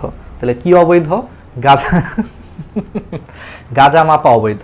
তাহলে সেই গাঁজা মাপা অবৈধ। তাহলে দেখো গাঁজার গতে হচ্ছে, দেখো আমি বলে দিচ্ছি, গাঁজার গতে হচ্ছে গ্যামেট সৃষ্টি এবং বংশবৃদ্ধি। গাঁজা যতে হচ্ছে দুইটা জিনিস, জনন কোষ সৃষ্টি আর দাঁড়াও, যতে হচ্ছে দুইটা জিনিস, জনন কোষ সৃষ্টি আর হচ্ছে যৌনুক্রম। গাঁজা মাপা, মতে হচ্ছে তোমার মেন্ডেলের সূত্র, পতে হচ্ছে প্রজাতির স্বকীয়তা ঠিক রাখা। অবৈধ, ঠিক আছে, অতে হচ্ছে অভিব্যক্তি, বতে হচ্ছে বৈচিত্র্য সৃষ্টি, ধতে হচ্ছে ধ্রুব রাখা, মানে ক্রোমোজোম সংখ্যা ধ্রুব রাখা। তাহলে মাথায় রাখবা গাঁজা মাপা অবৈধ। ঠিক আছে, বুঝছো? এটা কিন্তু খেয়াল রাখবা। তাহলে কখনো কিন্তু লাইফে গাঁজা মাপবা না, ঠিক আছে? এটা কিন্তু অবৈধ। আচ্ছা, যাই হোক, তাহলে গতে হচ্ছে গ্যামেট সৃষ্টি, পরের যতে হচ্ছে জননকোষ সৃষ্টি, আবার হচ্ছে যৌনুক্রম। মাপা, মতে হচ্ছে তোমার কি মেন্ডেলের সূত্রের ব্যাখ্যা, পথে হচ্ছে প্রজাতির স্বকীয়তা ঠিক রাখে, অতে হচ্ছে অভিব্যক্তি, বতে হচ্ছে বৈচিত্র্য আনা, আর ধতে হচ্ছে ধ্রুব রাখা, অর্থাৎ ক্রোমোজোম সংখ্যা ধ্রুব রাখে বা কনস্ট্যান্ট রাখে। এগুলো হচ্ছে মায়োসিসের গুরুত্ব। তাহলে এক কথায় মনে রাখবা গাঁজা মাপা অবৈধ। ঠিক আছে, ওকে, ঠিক আছে। আচ্ছা, মানুষের কি, আচ্ছা একজন মনে হয় অনেক খাইছে শাহরিয়ার সৈকত, অনেক টেস্ট, তাহলে খুবই ভালো। ঠিক আছে, আচ্ছা মানুষের কি জীবন চক্রে যৌনুক্রম আছে? আচ্ছা, এবার একটু পচানোর টাইম আসছে। ক্যানাবিস ইন্ডিকা, সজীব আহমেদ। হ্যাঁ, মানুষজন এক একজন গাঁজা নিয়ে অনেক গবেষণা করছে আর কি, বৈজ্ঞানিক নাম সহ সবার মুখস্থ, খুবই ভালো। আচ্ছা, সাদিয়া আলম আছে, যৌনুক্রম আছে, আনোয়ার হোসেন আছে। আচ্ছা, ঠিক আছে, এবার একটু পচানোর টাইম, অনেকক্ষণ পড়াইছি, একটু মজা করি এখন। ঠিক আছে, আচ্ছা জিনিসটা হচ্ছে যারা যারা বলতেছিস যৌনুক্রম আছে, তার মানে কি তোদের জীবনের জীবন চক্রে কখনো কি হ্যাপ্লয়েড দশা ছিল? এখন আমাকে একটা সিম্পল ব্যাখ্যা দাও। আমি প্রশ্ন করছিলাম যে মানুষের জীবন চক্রে কি তাহলে যৌনুক্রম আছে কিনা, এটার অ্যান্সারে সাদিয়া আলম তারপর আরো অনেকে আছে যে তোমরা বলছো যে হ্যাঁ আছে। না, মানুষের জীবন চক্রে মনে রাখবা কোনো যৌনুক্রম নাই, কারণ আমাদের জীবনে হ্যাপ্লয়েড দশা কিছু নাই। এখন তুমি বলতে পারো ভাইয়া শুক্রাণু ডিম্বাণু তো হ্যাপ্লয়েড, ঠিক আছে, কিন্তু শুক্রাণু তো মানুষ না, সিঙ্গেল শুক্রাণু তো মানুষ না, বা সিঙ্গেল ডিম্বাণু তো মানুষ না। এই শুক্রাণু ডিম্বাণু যখন মিলিত হওয়ার সাথে সাথে কিন্তু ডিপ্লয়েড হয়ে যায়, ব্যাপারটা বুঝছো। এবং মানুষের সৃষ্টি হয় কিন্তু জাইগোট থেকে। আমরা ধরে নিই যে আমাদের জন্মর সূচনা হয়েছে জাইগোট থেকে, শুক্রাণু ডিম্বাণু কিন্তু আমাদের কোনো অংশ না। আসলে আমি কি বুঝাইতে পারতেছি যে শুক্রাণু এবং ডিম্বাণু এটা আমাদের অংশ না, আমাদের অংশ হচ্ছে জাইগোট থেকে। শুক্রাণু ডিম্বাণু যখন নিষেক প্রক্রিয়ার মাধ্যমে মিলিত হয়ে জাইগোট তৈরি করে, সেই জাইগোট থেকে হচ্ছে আমাদের শুরু। তো জাইগোট থেকে যদি আমাদের শুরু হয়, তাহলে এবার বলো তোমার জীবনের কোনো স্টেজে তুমি কি হ্যাপ্লয়েড ছিলা? তুমি কখনোই হ্যাপ্লয়েড ছিল না। জাইগোট থেকে যখন ভ্রূণ হয়েছে, ফিটাস হয়েছে, যেটা মায়ের পেটে ছিল, সেটাও ডিপ্লয়েড ছিল। সন্তান ভূমিষ্ঠ হয়েছে, মনে করো তুমি জন্ম নিছো, ডিপ্লয়েড। তুমি বাচ্চাকালে ডিপ্লয়েড ছিলা, এখন তুমি ডিপ্লয়েড আছো, বুড়াবেলায়ও তুমি ডিপ্লয়েড, সারা জীবনে তুমি ডিপ্লয়েড। তোমার জীবনে হ্যাপ্লয়েড বলে কিছু আসে নাই। হ্যাঁ, এখন তুমি এইটা এই সেন্সে ভাবতে পারো যে হ্যাপ্লয়েড তো ভাই শুক্রাণু ডিম্বাণু, কিন্তু মাথায় রাখবা শুক্রাণু ডিম্বাণু কিন্তু কোনো মানুষ না। তোমার শরীরের মধ্যে অনেক শুক্রাণু আছে, তুমি কি এখান থেকে কি বাচ্চা বানাইতে পারো? আচ্ছা, একটু বায়োলজি জিনিস মজা করেই বলি। তোমার মনে করো অনেক শুক্রাণু আছে, তুমি কি এই শুক্রাণু দিয়ে একা একা বাচ্চা বানাইতে পারবা না। তোমার মধ্যে মনে করো অনেক ডিম্বাণু আছে, তুমি কি একা একা বাচ্চা বানাইতে পারবা না। তো বাচ্চা উৎপাদনের সময় শুক্রাণু ডিম্বাণু মিলিত হয়ে জাইগোটের পর থেকে বাচ্চা উৎপাদন শুরু হয়। তার মানে এর আগ পর্যন্ত কিন্তু শুক্রাণু ডিম্বাণু কিন্তু কোনো জীবন সত্তার অধিকারী না, এর মধ্যে কোনো জীবন নাই, সহজ কথা। এই জন্য শুক্রাণু ডিম্বাণু হচ্ছে মানুষের কোনো পার্ট না। এই জন্য মানুষের জীবের জীবন চক্রে কোনো যৌনক্রম নাই, অলওয়েজ আমরা হচ্ছে ডিপ্লয়েড। ঠিক আছে? সবচেয়ে ফেমাস এক্সাম্পল যে আমাদের মধ্যে অনেকের শুক্রাণু আছে, অনেকের ডিম্বাণু আছে, বাট নাই। ঠিক আছে? কোনো লাভ নাই এগুলা থাইকা। যতক্ষণ না তুমি আরেকজনকে না পাচ্ছ, কোনো কিছুই করতে পারতেছো না। ঠিক আছে? এটা হচ্ছে জীবনের শিক্ষা আর কি। আচ্ছা, যাই হোক, তাহলে এবার আসো হচ্ছে ক্রসিং ওভার। তাহলে ক্রসিং ওভার জিনিসটা আমরা একটু দেখি যে মায়োসিস 1, তাহলে মায়োসিস 1-এর হচ্ছে তোমার প্যাকাইটিন উপপর্যায়। তাহলে ওই যে বলছিলাম যে প্যাকাইটিন উপপর্যায় হচ্ছে এক জোড়া সমসংস্থ ক্রোমোজোমের দুইটা নন সিস্টার ক্রোমাটিড। বারবার বলছিলাম যে দুইটা নন সিস্টার ক্রোমাটিডের মধ্যে অংশের বিনিময় হওয়াকে ক্রসিং ওভার বলে। যদি কারো বুঝতে সমস্যা হয়, যেহেতু এটা আবার আসছে এই টপিকটা, আবার আমি এই ছবিটা দেখাই। দেখো, এই যে পাশাপাশি দুইটা নন সিস্টার ক্রোমাটিডের মধ্যে অংশের বিনিময় হওয়াকে কি বলা হয়? ক্রসিং ওভার বলা হয়। ঠিক আছে? ফিল করো। তাহলে ক্রসিং ওভারের ফলে ক্রোমোজোমের জিনসমূহের মূল বিন্যাসের পরিবর্তন ঘটে। আচ্ছা, সমন্বয় তৈরি হয়। যাই হোক, থমাস হান্ট মর্গান, এটা খুব ইম্পর্টেন্ট, ভুট্টা উদ্ভিদে হচ্ছে প্রথম ক্রসিং ওভার সম্পর্কে ধারণা দেন। এই কারণে তিনি পরবর্তীতে 1933 সালে হচ্ছে নোবেল পুরস্কার পান। তাহলে ক্রসিং ওভারের কৌশল খুবই ইজি, খুবই ইজি। প্রথমেই যে পাশাপাশি দুইটা নন সিস্টার ক্রোমাটিড, দেখছো এই যে দুইটা নন সিস্টার ক্রোমাটিড, তাহলে প্রথমে দুইটা নন সিস্টার ক্রোমাটিড একই স্থান বরাবর ভেঙে যায় এন্ডোনিউক্লিয়াস এনজাইমের কারণে। এন্ডোনিউক্লিয়াস এনজাইমের কারণে পাশাপাশি দুইটা নন সিস্টার ক্রোমাটিড একই স্থান বরাবর হচ্ছে ভেঙে যায়। আচ্ছা, ভেঙে যাওয়ার পর পরে একটির অংশের সাথে অপরটির অন্য অংশ পুনরায় জোড়া লাগে হচ্ছে লাইগেজ এনজাইমের প্রভাবে। মনে রাখবা, লাইগেজ এনজাইম জোড়া লাগায়, লাইগেজ এনজাইম লাগায়, কি লাগায়? জোড়া লাগায়। ঠিক আছে? সহজ কথা। তাহলে লাইগেজ এনজাইম হচ্ছে জোড়া লাগাচ্ছে, ফলে কায়াসমা তৈরি হচ্ছে, এক্স আকৃতির হচ্ছে একটা জিনিস সৃষ্টি হয়। পরবর্তীতে যে প্রান্তীয়করণের মাধ্যমে ক্রোমাটিডের হচ্ছে তোমার বিনিময় শেষ হয়। ক্রসিং ওভারের ফলে ক্রোমাটিডের মধ্যে অংশের বিনিময় ঘটে, সাথে সাথে জিনেরও বিনিময় ঘটে। আর জিনের বিনিময়ের ফলে চারিত্রিক বৈশিষ্ট্যের বিনিময় হয়। তো বুঝতেই পারতেছো। তাহলে সিম্পল, জিনিসটা খুব সিম্পল। আমি আরেকবার একটু বলি যে ফার্স্টে এই যে দেখো, পাশাপাশি দুইটা নন সিস্টার ক্রোমাটিড একই স্থান বরাবর হচ্ছে ভেঙে যায়। কোন এনজাইমের কারণে? এন্ডোনিউক্লিয়াস এনজাইমের কারণে। আচ্ছা, এই নামটা কেমনে মনে রাখবা? এখানে বুঝার আছে। দেখো, এন্ডো মানে ভিতরে, দেখছো বায়োলজি বুঝে পড়লে কিন্তু আসলে সহজ, একবারে সহজ। এন্ডো মানে হচ্ছে ভিতরে, নিউক্লিয়াস মানে নিউক্লিয়াস। তাহলে এন্ডো মানে ভিতরে, নিউক্লিয়াস মানে হচ্ছে নিউক্লিয়াস। তার মানে এই এনজাইমটা নিউক্লিয়াসের ভিতরে কাজ করে। তাহলে নিউক্লিয়াসের ভিতরে কি থাকে? ক্রোমোজোম থাকে। এই জন্য এনজাইমটা হচ্ছে ক্রোমোজোমের উপরে কাজ করে সেটাকে ভেঙে ফেলতে পারে। এই জন্য এনজাইমটার নাম দিচ্ছে হচ্ছে এন্ডোনিউক্লিয়াস এনজাইম। তাহলে বুঝছো, খুবই সিম্পল। এন্ডো মানে ভিতরে, নিউক্লিয়াস শব্দটা আসছে নিউক্লিয়াস থেকে। তার মানে এন্ডোনিউক্লিয়াস এনজাইমটা নিউক্লিয়াসের ভিতরে কাজ করে। তাহলে নিউক্লিয়াসের ভিতরে কে থাকে? ক্রোমোজোম থাকে। এই জন্য এন্ডোনিউক্লিয়াস এনজাইমটা নিউক্লিয়াসের ভিতরে ক্রোমোজোমের উপর কাজ করে হচ্ছে ক্রোমোজোমকে ভেঙে ফেলতেছে। এই জন্য এনজাইমটার নাম দিচ্ছে হচ্ছে এন্ডোনিউক্লিয়াস এনজাইম। একবার ইজি, মনে থাকবে এখন। তারপরে কি হয়? পরবর্তীতে হচ্ছে ভেঙে ফেলার পর এই ভাঙা অংশটা হচ্ছে আবার জোড়া লাগে। তাহলে ভেঙে ফেলার পর কি হয়? ভাঙা অংশটা হচ্ছে আবার জোড়া লাগে। কে জোড়া লাগায়? লাইগেজ। মাথায় রাখবা, লাইগেজ হচ্ছে লাগায়, জোড়া লাগায়। ঠিক আছে? সারা জীবন মাথায় থাকবে, শেষ। এগুলো এমসিকিউতে আসলে যাতে পারা যায়। এরপরে শেষ পর্যায়ে প্রান্তীয়করণের মাধ্যমে ক্রোমাটিডের বিনিময় শেষ হয়। তাহলে ক্রসিং ওভারের ফলে আলটিমেটলি কি হইল? এক ক্রোমোজোমের জিনিস আরেক ক্রোমোজোমে চলে যাওয়ার কারণে আলটিমেটলি কি হয় বলতো? জিনের বিনিময় হয়। কারণ সিম্পল কথা, ক্রোমোজোমের মধ্যে কি থাকে বলতো? ক্রোমোজোমের মধ্যে হচ্ছে তোমার ডিএনএ থাকে, আবার সেই ডিএনএর মধ্যে কি থাকে? জিন থাকে। সো এইভাবে এক ক্রোমোজোমের জিনিস আরেক ক্রোমোজোমে দিয়ে দেওয়ার কারণে আলটিমেটলি তুমি কি বিনিময় করতেছো, তুমি আসলে জিনের বিনিময় করতেছো। ফলে জিনের বিনিময়ের কারণে আলটিমেটলি তোমার চারিত্রিক বৈশিষ্ট্যের বিনিময় হয়, ফলে জীবের চারিত্রিক পরিবর্তন হয়। ঠিক আছে, এবার আসো ক্রসিং ওভারের গুরুত্ব বা তাৎপর্য। তাহলে ক্রসিং ওভারের গুরুত্ব বা তাৎপর্য খুবই ইজি।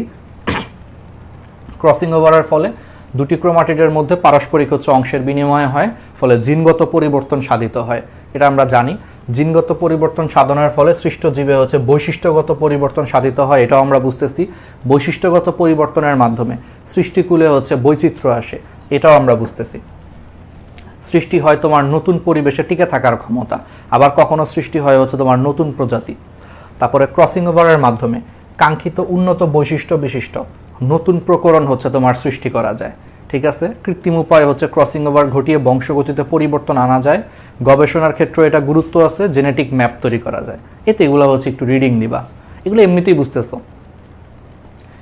বুঝতেছো যে তাহলে ক্রোমাটিডের মধ্যে অংশের বিনিময় ঘটে, ফলে জিনগত পরিবর্তন হয়। জিনগত পরিবর্তনের কারণে বৈশিষ্ট্যগত পরিবর্তন হয়, এর ফলে বৈচিত্র্য সৃষ্টি হয়। এবং বৈশিষ্ট্যগত পরিবর্তনের মাধ্যমে আমরা কি করতে পারি, উন্নত বৈশিষ্ট্য বিশিষ্ট নতুন প্রকরণ বা নতুন প্রজাতি তৈরি করতে পারি। তারপরে কৃত্রিম উপায়ে ক্রসিং ওভার ঘটিয়ে বংশগতিতে আমরা পরিবর্তন আনতে পারি। তারপরে ক্রোমোজোম ম্যাপিংয়ের ক্ষেত্রে ক্রসিং ওভার বৈশিষ্ট্য ব্যবহৃত হয়, জেনেটিক ম্যাপ তৈরি করা যায় এবং ক্রোমোজোমে জিনের অবস্থান তৈরি করা যায়। এগুলো রিডিং দিবা।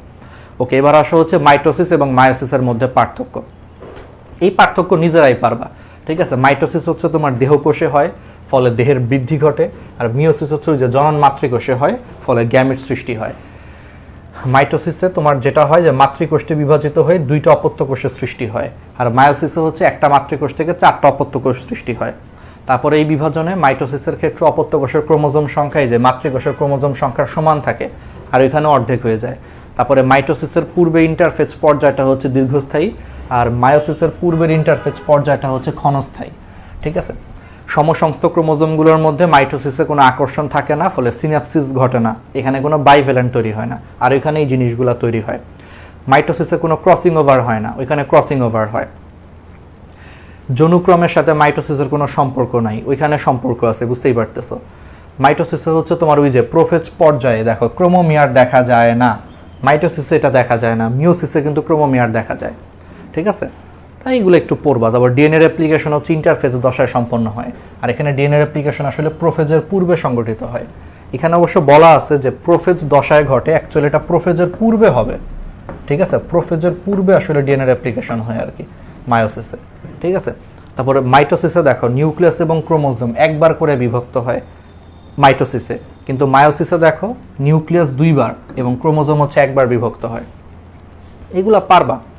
তারপর ওই যে দেখো মাইটোসিসের যে মেটাফেজে দেখো সেন্ট্রোমিয়ার সহ ক্রোমোজোম বিভক্ত হয়, দেখছো সেন্ট্রোমিয়ার সহ ক্রোমোজোম বিভক্ত হচ্ছে, কিন্তু মায়োসিসের একের ওই যে মেটাফেজ একে সেন্ট্রোমিয়ার অবিভক্ত থাকে। দেখছো ওই যে বলছিলাম যে মায়োসিস একের মেটাফেজ একে তোমার সেন্ট্রোমিয়ার অবিভক্ত থাকে, এগুলো পড়াইছি। আর ক্রোমোজোম এবং জিনের আচরণগত মিল,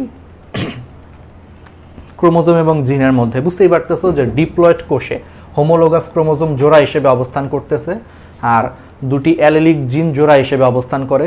গ্যামেট সৃষ্টিকালে হোমোলোগাস ক্রোমোজোম জোড়া ভেঙে পৃথক গ্যামিটে যায়, গ্যামেট সৃষ্টিকার অ্যালেলিক জিন জোড়া ভেঙে পৃথক গ্যামিটে যায়। মানে ক্রোমোজোমের ভিতরে আসলে জিন থাকে, সহজ কথা। মানে ব্যাপারটা এরকম যে ধরো এটা যদি একটা ক্রোমোজোম হয়, সেই ক্রোমোজোমের একটা নির্দিষ্ট অংশ ডিএনএ, সেই ডিএনএর একটা নির্দিষ্ট অংশ জিন আর কি। ঠিক আছে, তো একই জিনিস আর কি। ঠিক আছে, ওকে, পারা যাবে। ক্রোমোজোম সকল অবস্থায় তাদের অস্তিত্ব বজায় রাখে, জিনসমূহ সকল অবস্থায় তাদের অস্তিত্ব বজায় রাখে। দুটি গ্যামিটের মিলনে হোমোলোগাস ক্রোমোজোম পুনরায় জোড়ার সৃষ্টি করে, আর দুটি গ্যামিটের মিলনে অ্যালেলিক জিন একসাথে চলে আসে। এই অ্যালেলিক জিন, নন অ্যালেলিক জিন, এগুলো আমরা জিন তত্ত্ব চ্যাপ্টারে পড়বো, জিন তত্ত্ব বিবর্তন চ্যাপ্টারে ডিটেলস পড়বো, এটা এখন দরকার নাই। ঠিক আছে, এগুলো একটু রিডিং দিও আর কি, পারবা।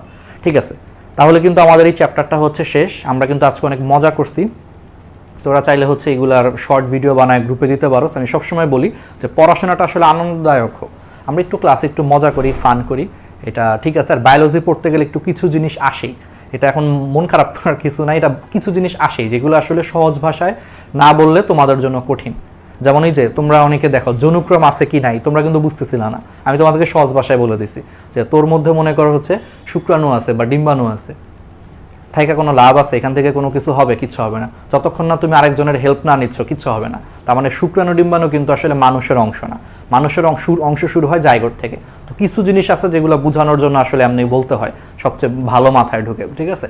আর একটু মনে করো যে মানে মজার জিনিসগুলাই মাথায় বেশি ঢুকে কেন জানি, ঠিক আছে, পড়াশোনার আসল জিনিসের থেকে। তো ঠিক আছে, তাহলে এই জিনিসগুলো হচ্ছে পড়বা, ভালো মতো পড়বা। চাইলে কোনো মজার কোনো পার্ট নিয়ে তোমরা ভিডিও বানাইতে পারো, আমি কখনো এগুলো মানা করি না। আমার কাছে মনে হয় যে তোমরা পড়াশোনার পাশাপাশি যদি একটু মজা পাও, এটা আমার আসলে যায় আসে না, বেয়াদবি না করলেই হয়েছে ওভারঅল। তাহলে পড়াটা পড়ে রাখবা।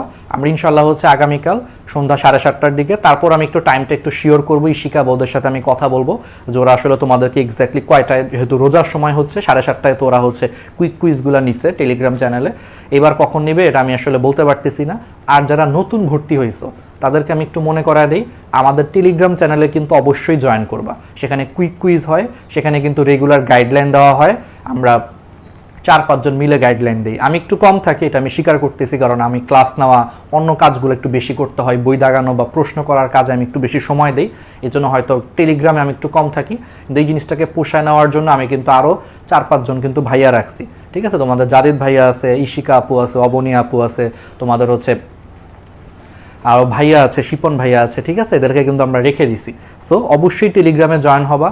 যারা নতুন ভর্তি হয়েছো, মানে নতুন অনেকে হয়তো এনরোল করছো, তারা এখনও জানো না, আমাদের যে লাইভটা হচ্ছে সেই লাইভের ডেসক্রিপশনটা চেক করো। এই লাইভ ভিডিওটার ডেসক্রিপশনে চলে যাও, এটা ডেসক্রিপশনেই দেখবে টেলিগ্রাম চ্যানেলের লিঙ্ক দেওয়া আছে, ক্লিক করে জয়েন হয়ে যাও। এখানে গাইডলাইন পাবা, কুইক কুইজ পাবা, বাকিটা হচ্ছে জয়েন হলেই বুঝতে পারবা। টেলিগ্রামে জয়েন হলেই বাকি তুমি 2-1 দিন থাকলে নিজেই বুঝতে পারবা যে ওখানে কখন কি হয় না হয়, ঠিক আছে? তো অবশ্যই জয়েন হয়ে যাও, ডেসক্রিপশনে লিঙ্ক দেওয়া আছে। আর যারা নতুন জয়েন হয়েছো, অনেকেই হচ্ছে তোমরা খুঁজে পাচ্ছ না যে আমাদের দাগানো বই, আমরা কিন্তু দাগানো বই দিয়ে দিছি অলরেডি, বলছিলাম যে ঈদের বন্ধের মধ্যে দিয়ে দিছি, কিন্তু দাগানো বই আমাদের আগের ক্লাস, এক্সাম জিনিসগুলো, এক্সামের সলভ কোথায় পাবা? তারা হচ্ছে আমাদের এই যেটা হচ্ছে কি আমাদের প্রয়াস 3.0, এখানে দেখো এটা আমাদের কভার ফটো, আমাদের কভার ফটোর মধ্যে কিন্তু রুটিন দেওয়া আছে, কখন কোন ক্লাস হবে সব কিন্তু দেওয়া আছে।